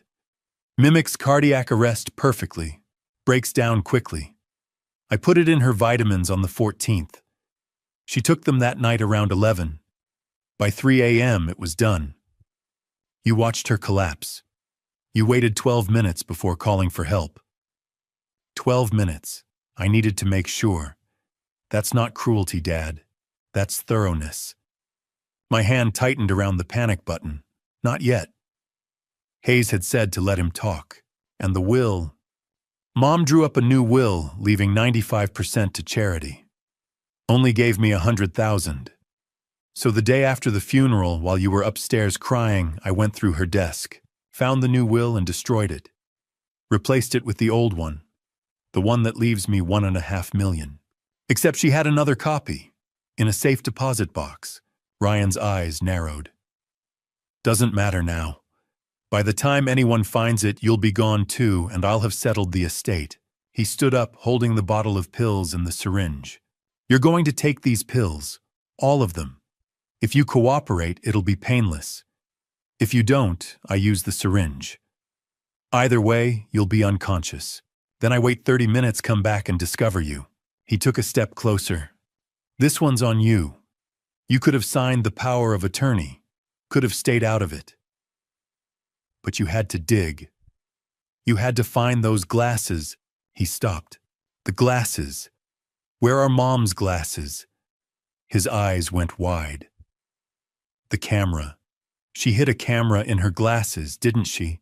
I didn't answer. Of course she did. I walked past them every day for 5 months. She recorded everything. Me putting the substance in her vitamins. Me watching her on the kitchen floor. He looked at me with something that might have been respect if it wasn't so twisted.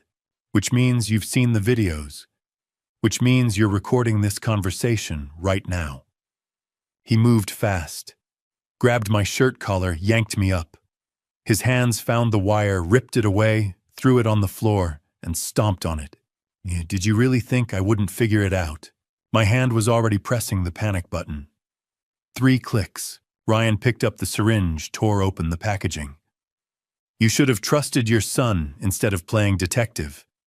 This is your fault. He took a step toward me, syringe raised. The front door exploded inward. Detective Hayes came through, first weapon drawn, 6 officers behind her. Seattle police dropped the weapon hands where I can see them. Ryan froze. For a second I thought he might fight. Then he dropped the syringe. It clattered on the hardwood floor. He sank to his knees, slowly, hands raised. I want my lawyer. Hayes moved in, cuffing him, while officers secured the duffel bag and photographed the contents. Another officer helped me up. You got it all? I asked Hayes. Even after he broke the wire, she tapped her ear.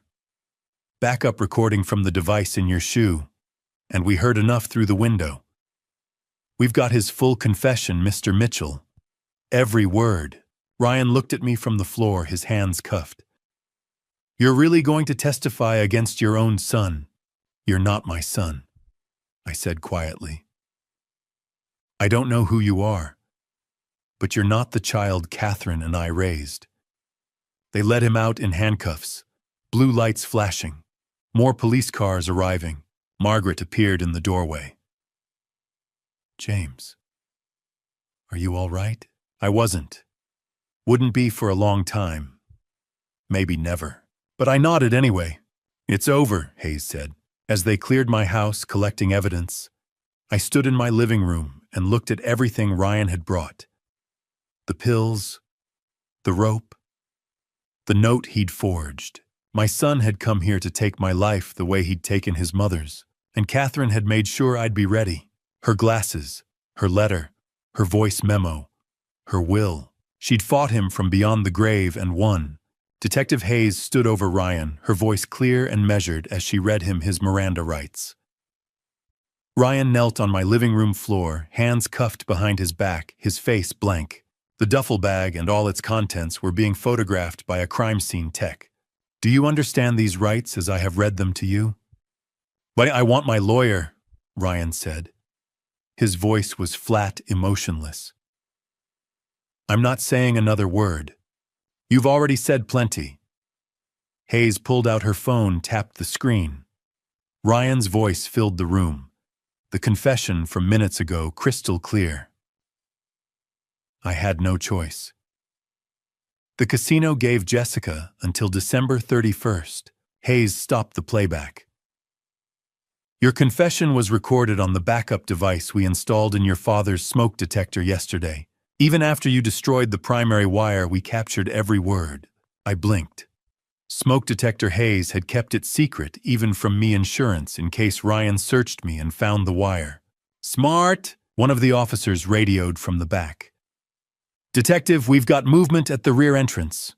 Hayes's hand went to her weapon. Who? Male hands raised, says he's here to surrender. Hayes moved toward the back door. I followed. The door opened slowly. A man stepped through, mid-40s, average height, wearing dark clothes. His hands were raised.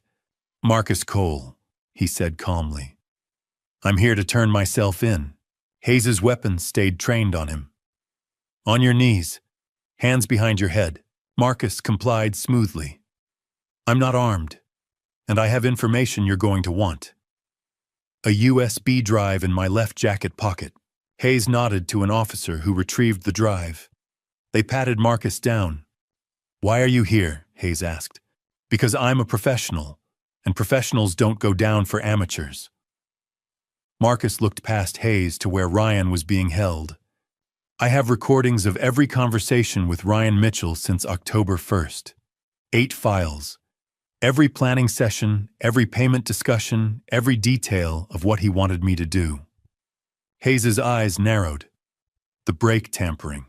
The brake tampering that I never actually did, Marcus corrected. When a civil attorney approaches me about making his father have an accident, I don't just take the job. I investigate, I record. I gather insurance.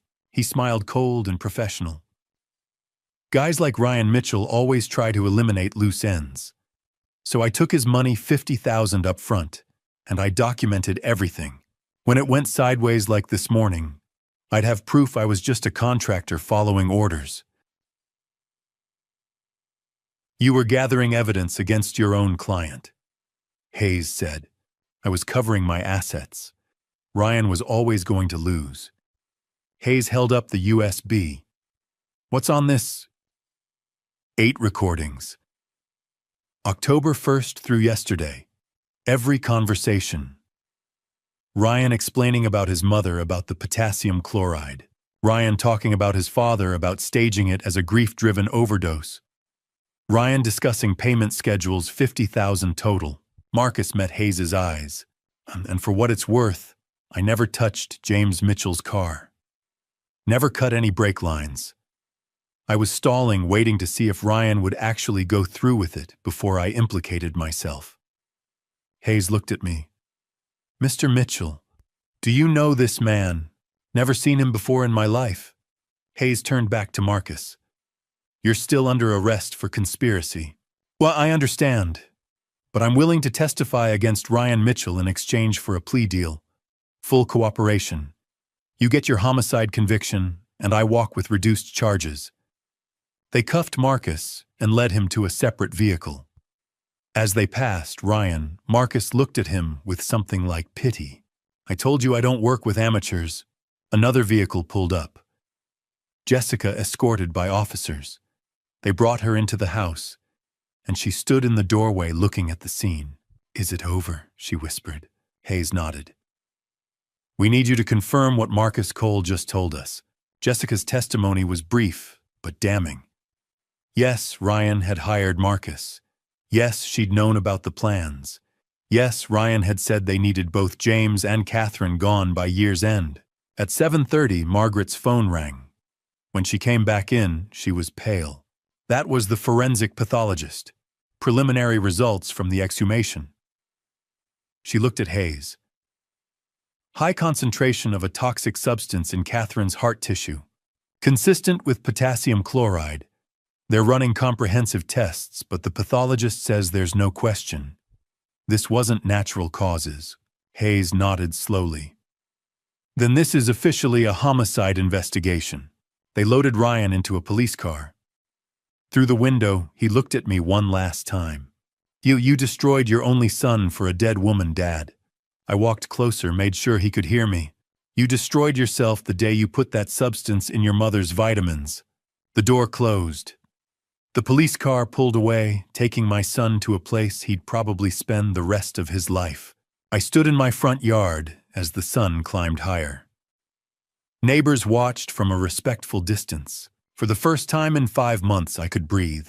Catherine had spent her final hours gathering evidence, protecting me, making sure Ryan wouldn't get away with what he'd done.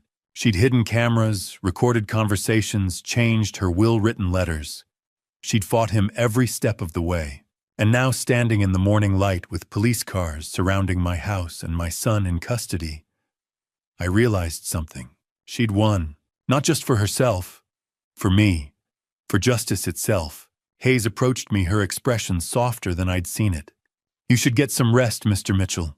We'll need your full statement later today, but for now you're safe. It's over. I nodded, not trusting my voice. As the police finished their work and started to clear out, I looked up at the sky. It was going to be a beautiful day, and Catherine, wherever she was, knew that her husband was safe. That had to be enough. A week after Ryan's arrest, Margaret called with news I didn't want to hear. He made bail. I was standing in my kitchen, the same kitchen where Catherine had collapsed. I gripped the counter. How the judge set it at $2 million. Jessica's family posted it. Her parents are wealthy. Old money from Charleston. They put up property as collateral. Margaret's voice was tight with frustration. My guess is Jessica convinced them Ryan's being railroaded. So he's just out with conditions. Surrendered his passport, ankle monitor, can't leave King County, can't contact you or any witnesses. But yes, James, he's out. I looked at the kitchen floor where Catherine had fallen. Ryan was somewhere in Seattle right now, free while my wife was in the ground. Tell me we can still win this. We can, but his attorney is good and he's already making moves. That afternoon, I met Margaret at her office. She'd spread legal documents across her desk. Motions, filings, medical reports. Jonathan Price, Margaret said, tapping a business card. 55, former King County prosecutor, won 3 high-profile homicide defenses in the past decade. Ryan hired the best. What's he arguing? Margaret slid a motion across the desk. Insanity defense. Claims Ryan suffered a severe psychological breakdown after discovering his mother had Alzheimer's disease. Catherine didn't have Alzheimer's. I know. It's fabricated. But Price is building a narrative. Devoted son learns his mother is declining, becomes mentally unstable. He's citing a psychiatric evaluation from September signed by Dr. Nathan Pierce. I stared at the document. Dr. Pierce. The same psychiatrist who'd tried to have me declared incompetent. Pierce was arrested, I said. Exactly. Which is why this defense isn't going to work. Margaret pulled out another file. After Pierce was detained, we subpoenaed his financial records. She showed me a spreadsheet. Payments from Ryan to Dr. Nathan Pierce dating back 3 years. $280,000 total. 9 psychiatric evaluations, Margaret said. 9 separate reports over 3 years, all documenting Ryan's supposed mental health struggles. All fake. All purchased. He was building an insanity defense for 3 years. He was building insurance. Ryan knew if he ever got caught doing something criminal, he'd need a paper trail showing mental illness. So he paid Pierce to create one. I sat back. That's not insanity. That's premeditation. Exactly. And that's what I'll argue when this goes to trial. A truly mentally ill person doesn't spend 3 years and $280,000 manufacturing evidence of their own insanity. That's what a calculating criminal does. Margaret pulled out more documents. There's more. Thomas Reed kept digging. Found an offshore account in the Cayman Islands. Ryan transferred $150,000 from your family trust to that account. He was hiding money, James. Planning long-term. Planning to eliminate you and Catherine and disappear. She spread out 5 more documents, each stamped with the King County Prosecutor's Office seal. Amanda Morrison is the prosecutor. She's filed formal charges, 5 counts. Margaret read them aloud. Count 1, homicide in the 1st degree. Life without possibility of parole. Count 2, attempted conspiracy to cause harm. 25 years. Count 3, embezzlement. 20 years. Count 4, insurance fraud. 15 years. Count 5, criminal conspiracy. 20 years. She set the documents down. If convicted on all counts, Ryan will spend the rest of his life in prison. What are his chances? Margaret didn't sugarcoat it.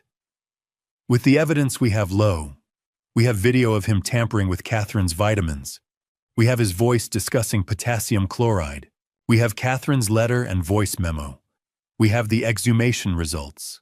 We have Marcus Cole's recordings. We have the fake insurance policy, the fake psychiatric reports, the offshore accounts. She leaned forward. Jonathan Price is good, but he's not a magician. Ryan doesn't have a mental illness. He has a gambling wife, a mountain of debt, and a willingness to take his own parents' lives to solve his financial problems. When's the trial? Amanda's pushing for early December. Jury selection will probably start the 1st week, less than a month away. What do you need from me? Testimony. You'll be our key witness. Amanda will walk you through finding the glasses, the videos, Catherine's letter, the confrontation with Ryan. She'll need you to be clear, calm, and credible. I nodded, but my hands were shaking. James. Margaret's voice softened. Are you ready for this? Ready to sit in a courtroom and testify against your son? I thought about Catherine's letter, about how she'd spent her final hours protecting me, about how she'd gathered evidence knowing she might not survive to see justice done. I'm ready. That evening, a letter arrived at my house, hand-delivered by someone from Ryan's defense team. My name on the envelope in Ryan's handwriting. I almost threw it away, but I opened it. Dad, I'm sorry. I know those words aren't enough. I was desperate. Jessica's debt was crushing me. I never meant for things to go this far. I never wanted to hurt Mom. I never wanted to hurt you. Please, Dad, drop the charges. Talk to the prosecutor. Tell them you don't want to pursue this. I'm still your son. I made mistakes. Terrible mistakes. But I can change. I can get help. Please don't let them put me in prison for the rest of my life. Please don't throw away your only son. I love you, Dad. Ryan. I read it twice. Looked for the son I'd raised somewhere in those words. Looked for genuine remorse. All I found was manipulation. He wasn't sorry he'd taken Catherine's life. He was sorry he'd been caught. I tore the letter in half, then in half again, dropped the pieces in the trash. Margaret had asked if I was ready to testify against my son. I was, because the man who wrote that letter wasn't my son anymore. The trial would start in 3 weeks, and when it did, I'd make sure Catherine's voice was heard. Every word she'd recorded, every piece of evidence she'd gathered, every truth she'd fought to preserve. Ryan wanted mercy, but justice for Catherine mattered more.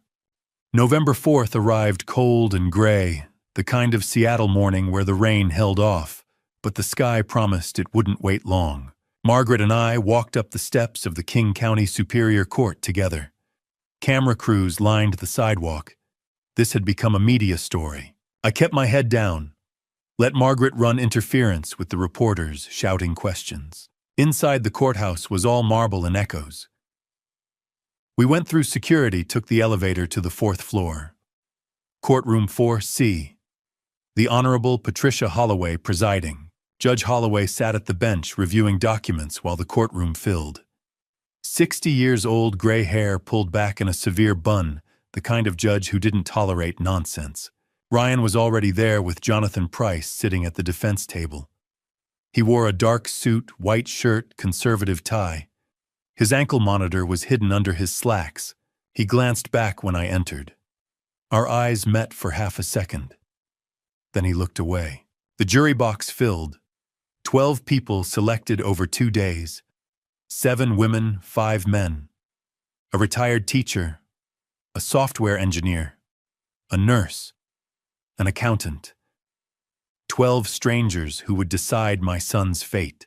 Judge Holloway called the court to order at 9 a.m. sharp. The People versus Ryan Thomas Mitchell. Counsel, are you ready to proceed with opening statements? Amanda Morrison stood. She'd worn navy blue today, her dark hair pulled back. Professional, serious, prepared. Your Honor, the people are ready. Amanda walked to the jury box, made eye contact with each juror before she began. This is a case about greed, about betrayal, about premeditation. Ryan Mitchell didn't just take his mother's life. He planned it for months, purchased the substance, tampered with her vitamins, watched her collapse on her kitchen floor and waited 12 minutes before calling for help. Her voice was measured, factual, devastating. But he didn't stop there. Ryan Mitchell also planned his father's end. Hired a professional, forged life insurance documents, attempted to have his father declared mentally incompetent so he could seize control of a $3.2 million estate. She let that number hang in the air. Over the next week, you'll hear from James Mitchell. You'll see video evidence of Ryan tampering with his mother's vitamins. You'll hear Catherine Mitchell's voice in a recording made hours before she passed. warning her husband that their son was planning to take both their lives. You'll hear forensic evidence proving Catherine didn't have a natural passing. Amanda returned to the prosecution table. You'll also hear from Dr. Nathan Pierce, a psychiatrist who accepted $280,000 from Ryan Mitchell over 3 years to manufacture fake psychiatric reports. Reports designed to create an insanity defense if Ryan ever got caught. Because that's what calculated criminals do. They plan for contingencies. She looked at Ryan. Ryan Mitchell is 39 years old, a licensed attorney, an intelligent man who knew exactly what he was doing. This isn't a tragedy of mental illness. This is a story of greed and violence, and at the end of this trial, we will ask you to hold Ryan Mitchell accountable. She sat down. The courtroom was silent. Jonathan Price rose. He dressed more casually, gray suit, no tie. He smiled sadly at the jury. Ladies and gentlemen, what you're about to hear is indeed a tragedy. But it's not the tragedy Ms. Morrison just described. This is a tragedy of a family destroyed by mental illness. He walked slowly toward the jury box. Ryan Mitchell loved his mother, loved his father. But over the past 3 years, Ryan has been suffering from an undiagnosed dissociative disorder, a mental condition that causes breaks from reality, impaired judgment. Dr. Pierce evaluated Ryan and documented these symptoms. Someone in the jury box shifted uncomfortably. Jonathan kept going, but it was a weak opening. The fake psychiatric reports had destroyed any credibility the insanity defense might have had. Judge Holloway looked at Amanda. Call your first witness. The people called James Robert Mitchell. I stood. Margaret gave my arm a brief squeeze. I walked to the witness stand, was sworn in, sat down facing the courtroom. Amanda led me through it methodically. Finding Catherine's glasses, the videos of Ryan tampering with vitamins, Catherine's voice memo, the safe deposit box, the confrontation in my living room where Ryan confessed. I kept my voice steady, answered every question. Then Jonathan Price stood for cross-examination. Mr. Mitchell, you testified that you were grieving your wife. Isn't it true that you experienced significant depression during that time? I was mourning my wife of 38 years. Mourning can affect perception, can't it? Make us see things that aren't there. I looked directly at him. I saw my son on video putting a substance in his mother's vitamins. I heard him confess to delaying the 911 call for 12 minutes. That's not grief affecting my perception. That's evidence. Jonathan tried a few more angles, but I didn't break. After 20 minutes, Judge Holloway let me step down. The next 3 days were a parade of evidence. Amanda presented everything systematically. The hidden camera videos, Catherine's voice memo, the recordings from Allison and Marcus Cole, the forensic pathologist's report, the financial analysis, the fake insurance policy, Catherine's will. Each piece landed like a hammer blow.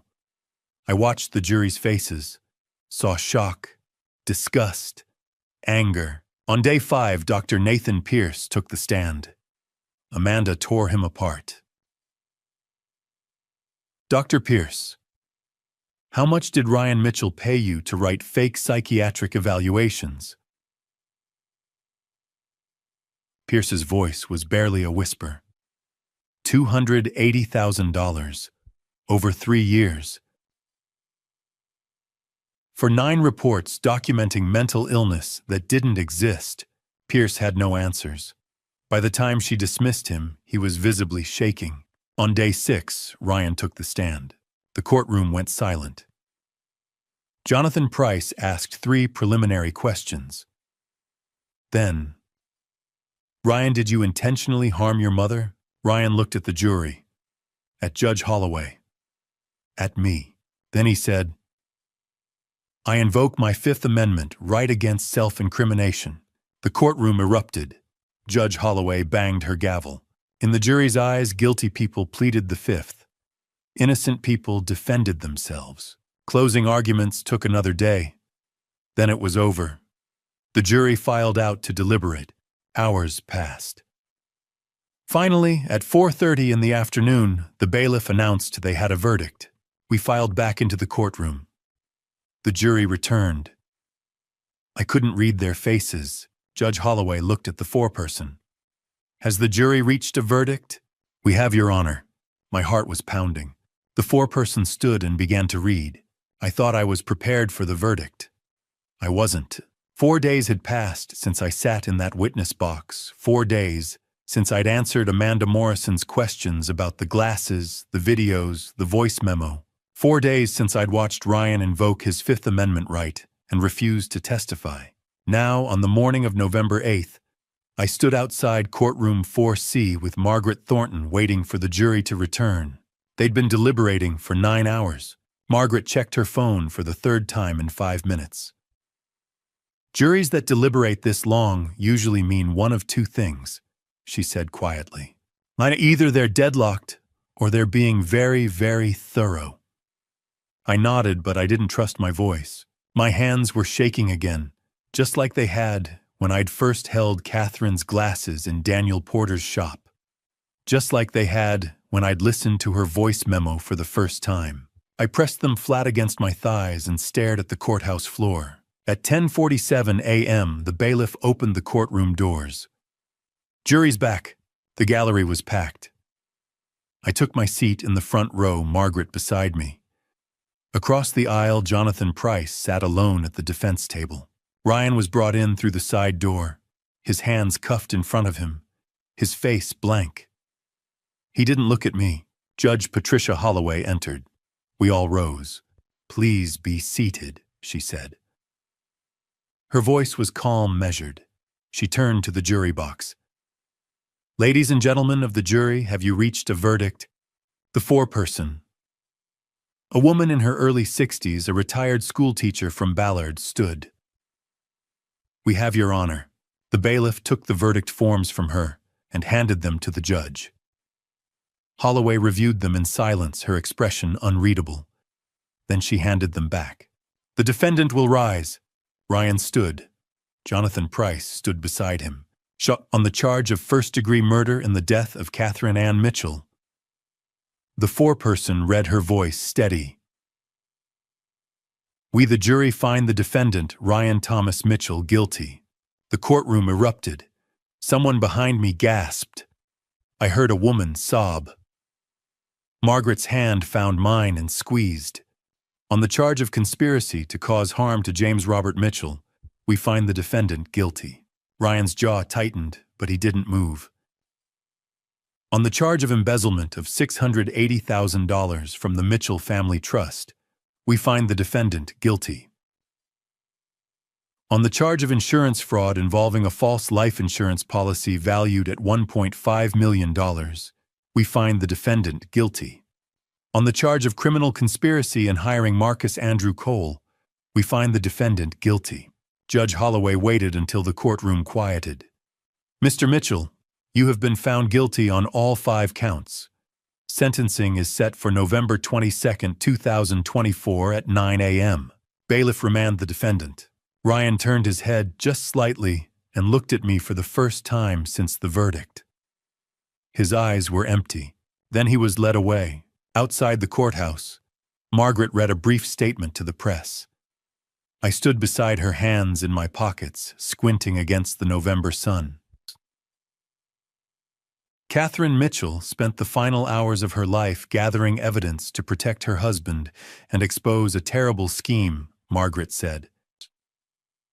Today, justice was served not because of the legal system alone, but because she refused to let fear silence her.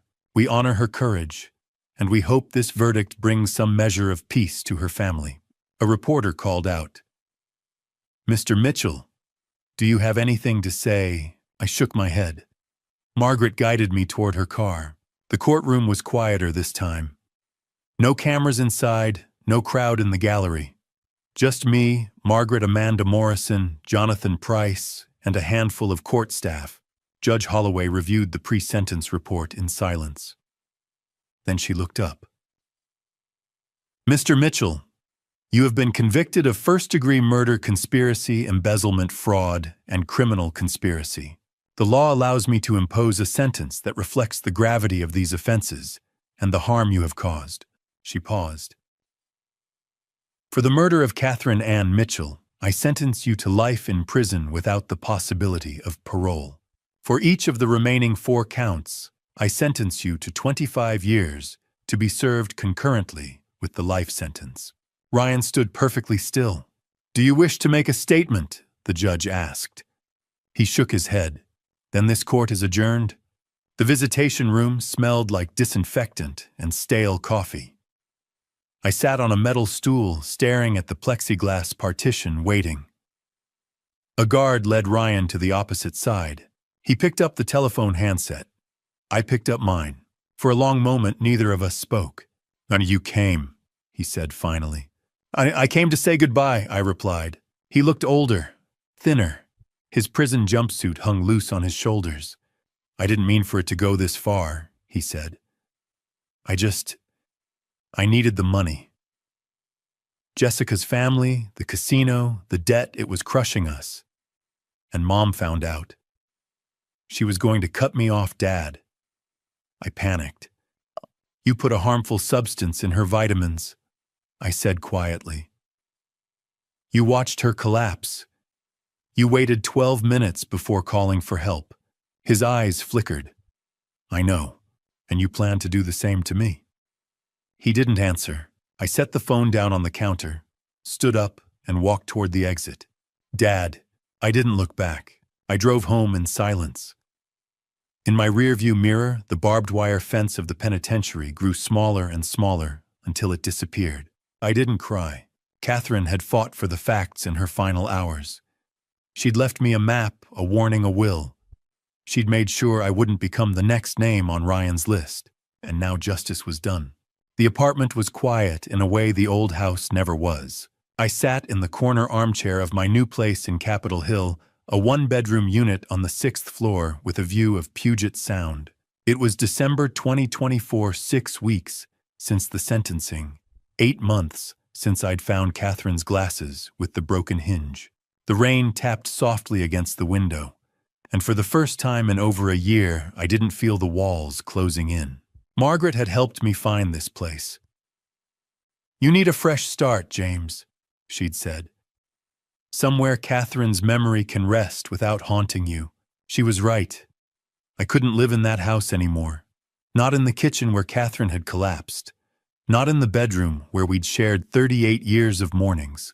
So I'd packed what mattered: a few photographs, her favorite books, the wooden box, where she kept her gardening gloves.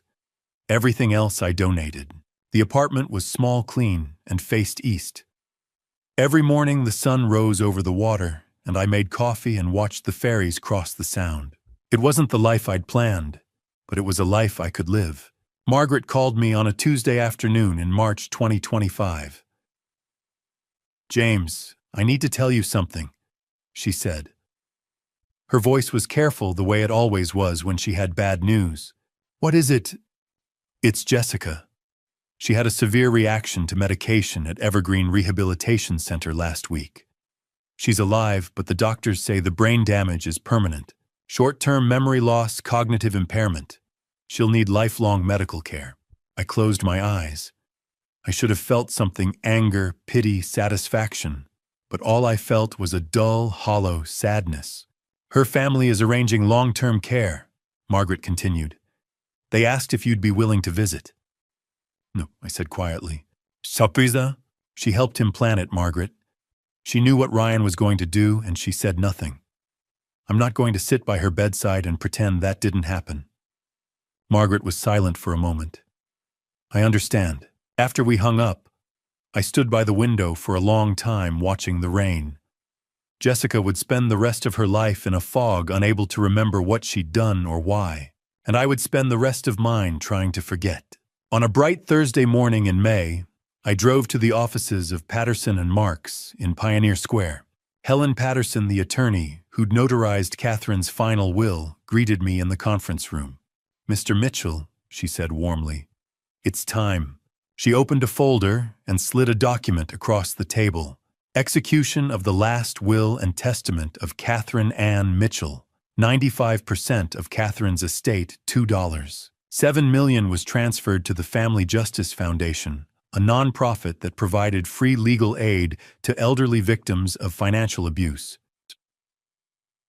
The foundation would like to create a new initiative in Catherine's name, Helen said.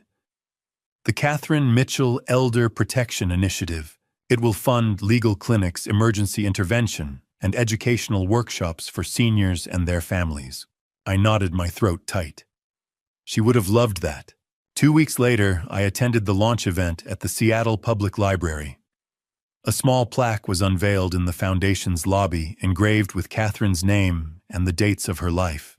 A dozen elderly clients stood in the audience, people who'd been helped by the program in its first month. One woman, a grandmother in her 70s, approached me afterward. "Your wife saved my house," she said, tears in her eyes. "My son was stealing from me and I didn't know where to turn. The clinic helped me stop him." I shook her hand, unable to speak. Catherine was gone, but she was still protecting people. I sold the house in Ballard in June for $2.8 million. The new owners were a young couple with a baby on the way. They loved the garden, the big windows, the breakfast nook, where Catherine used to read the Sunday paper. I didn't tell them what had happened there. With the proceeds, I bought my Capitol Hill apartment outright and donated a portion to the Catherine Mitchell Initiative. I also started volunteering 2 days a week at the Seattle Elder Rights Clinic, a legal aid office that helped seniors navigate fraud, abuse, and exploitation. I wasn't a lawyer, but I could listen. I could sit with frightened men and women who'd been betrayed by their own children, and I could tell them, "You're not alone. You can survive this." It didn't erase what Ryan had done, but it gave me a reason to get out of bed. On a Saturday morning in July, a letter arrived from Washington State Penitentiary.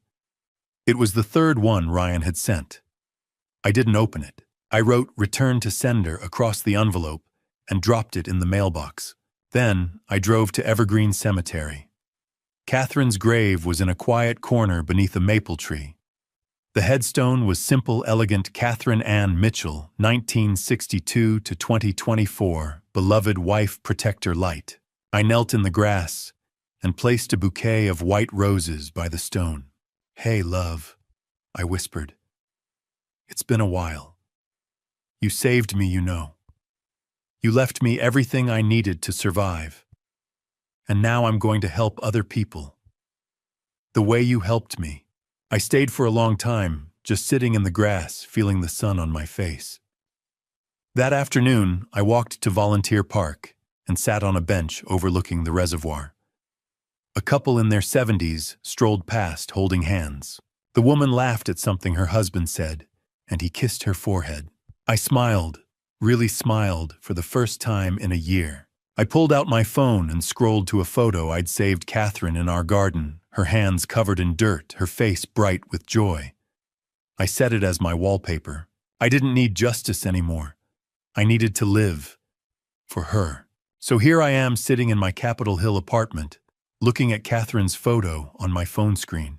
If you're listening to this family story, let me leave you with something I wish someone had told me years ago. Pay attention. Pay attention to the people you love, especially when they're silent. Catherine tried to protect me alone because she thought I couldn't handle the weight. I wish I'd seen her fear before it was too late. God gives us instincts for a reason. When something feels wrong in your family story, don't ignore it. Don't wait for proof. Talk.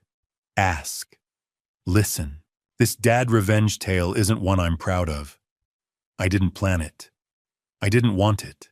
But when your child crosses a line you never imagined they'd approach, you're left with an impossible choice: protect yourself or protect the lie. I chose survival. Some call that dad revenge. I call it staying alive long enough to honor the woman who saved me. Don't become me. Don't let silence poison your home. Don't assume your family story is safe just because everyone's smiling. Ryan smiled at Catherine's funeral while planning my end. Love your children, but keep your eyes open. If this dad revenge journey resonates with you, or if you've faced betrayal in your own family story, share your thoughts below. Subscribe if you want more accounts like this one. Your support means everything. Thank you for walking this difficult path with me to the end. Disclaimer. This narrative contains fictionalized elements created for educational reflection. If the themes are uncomfortable, please select content better suited to your preferences.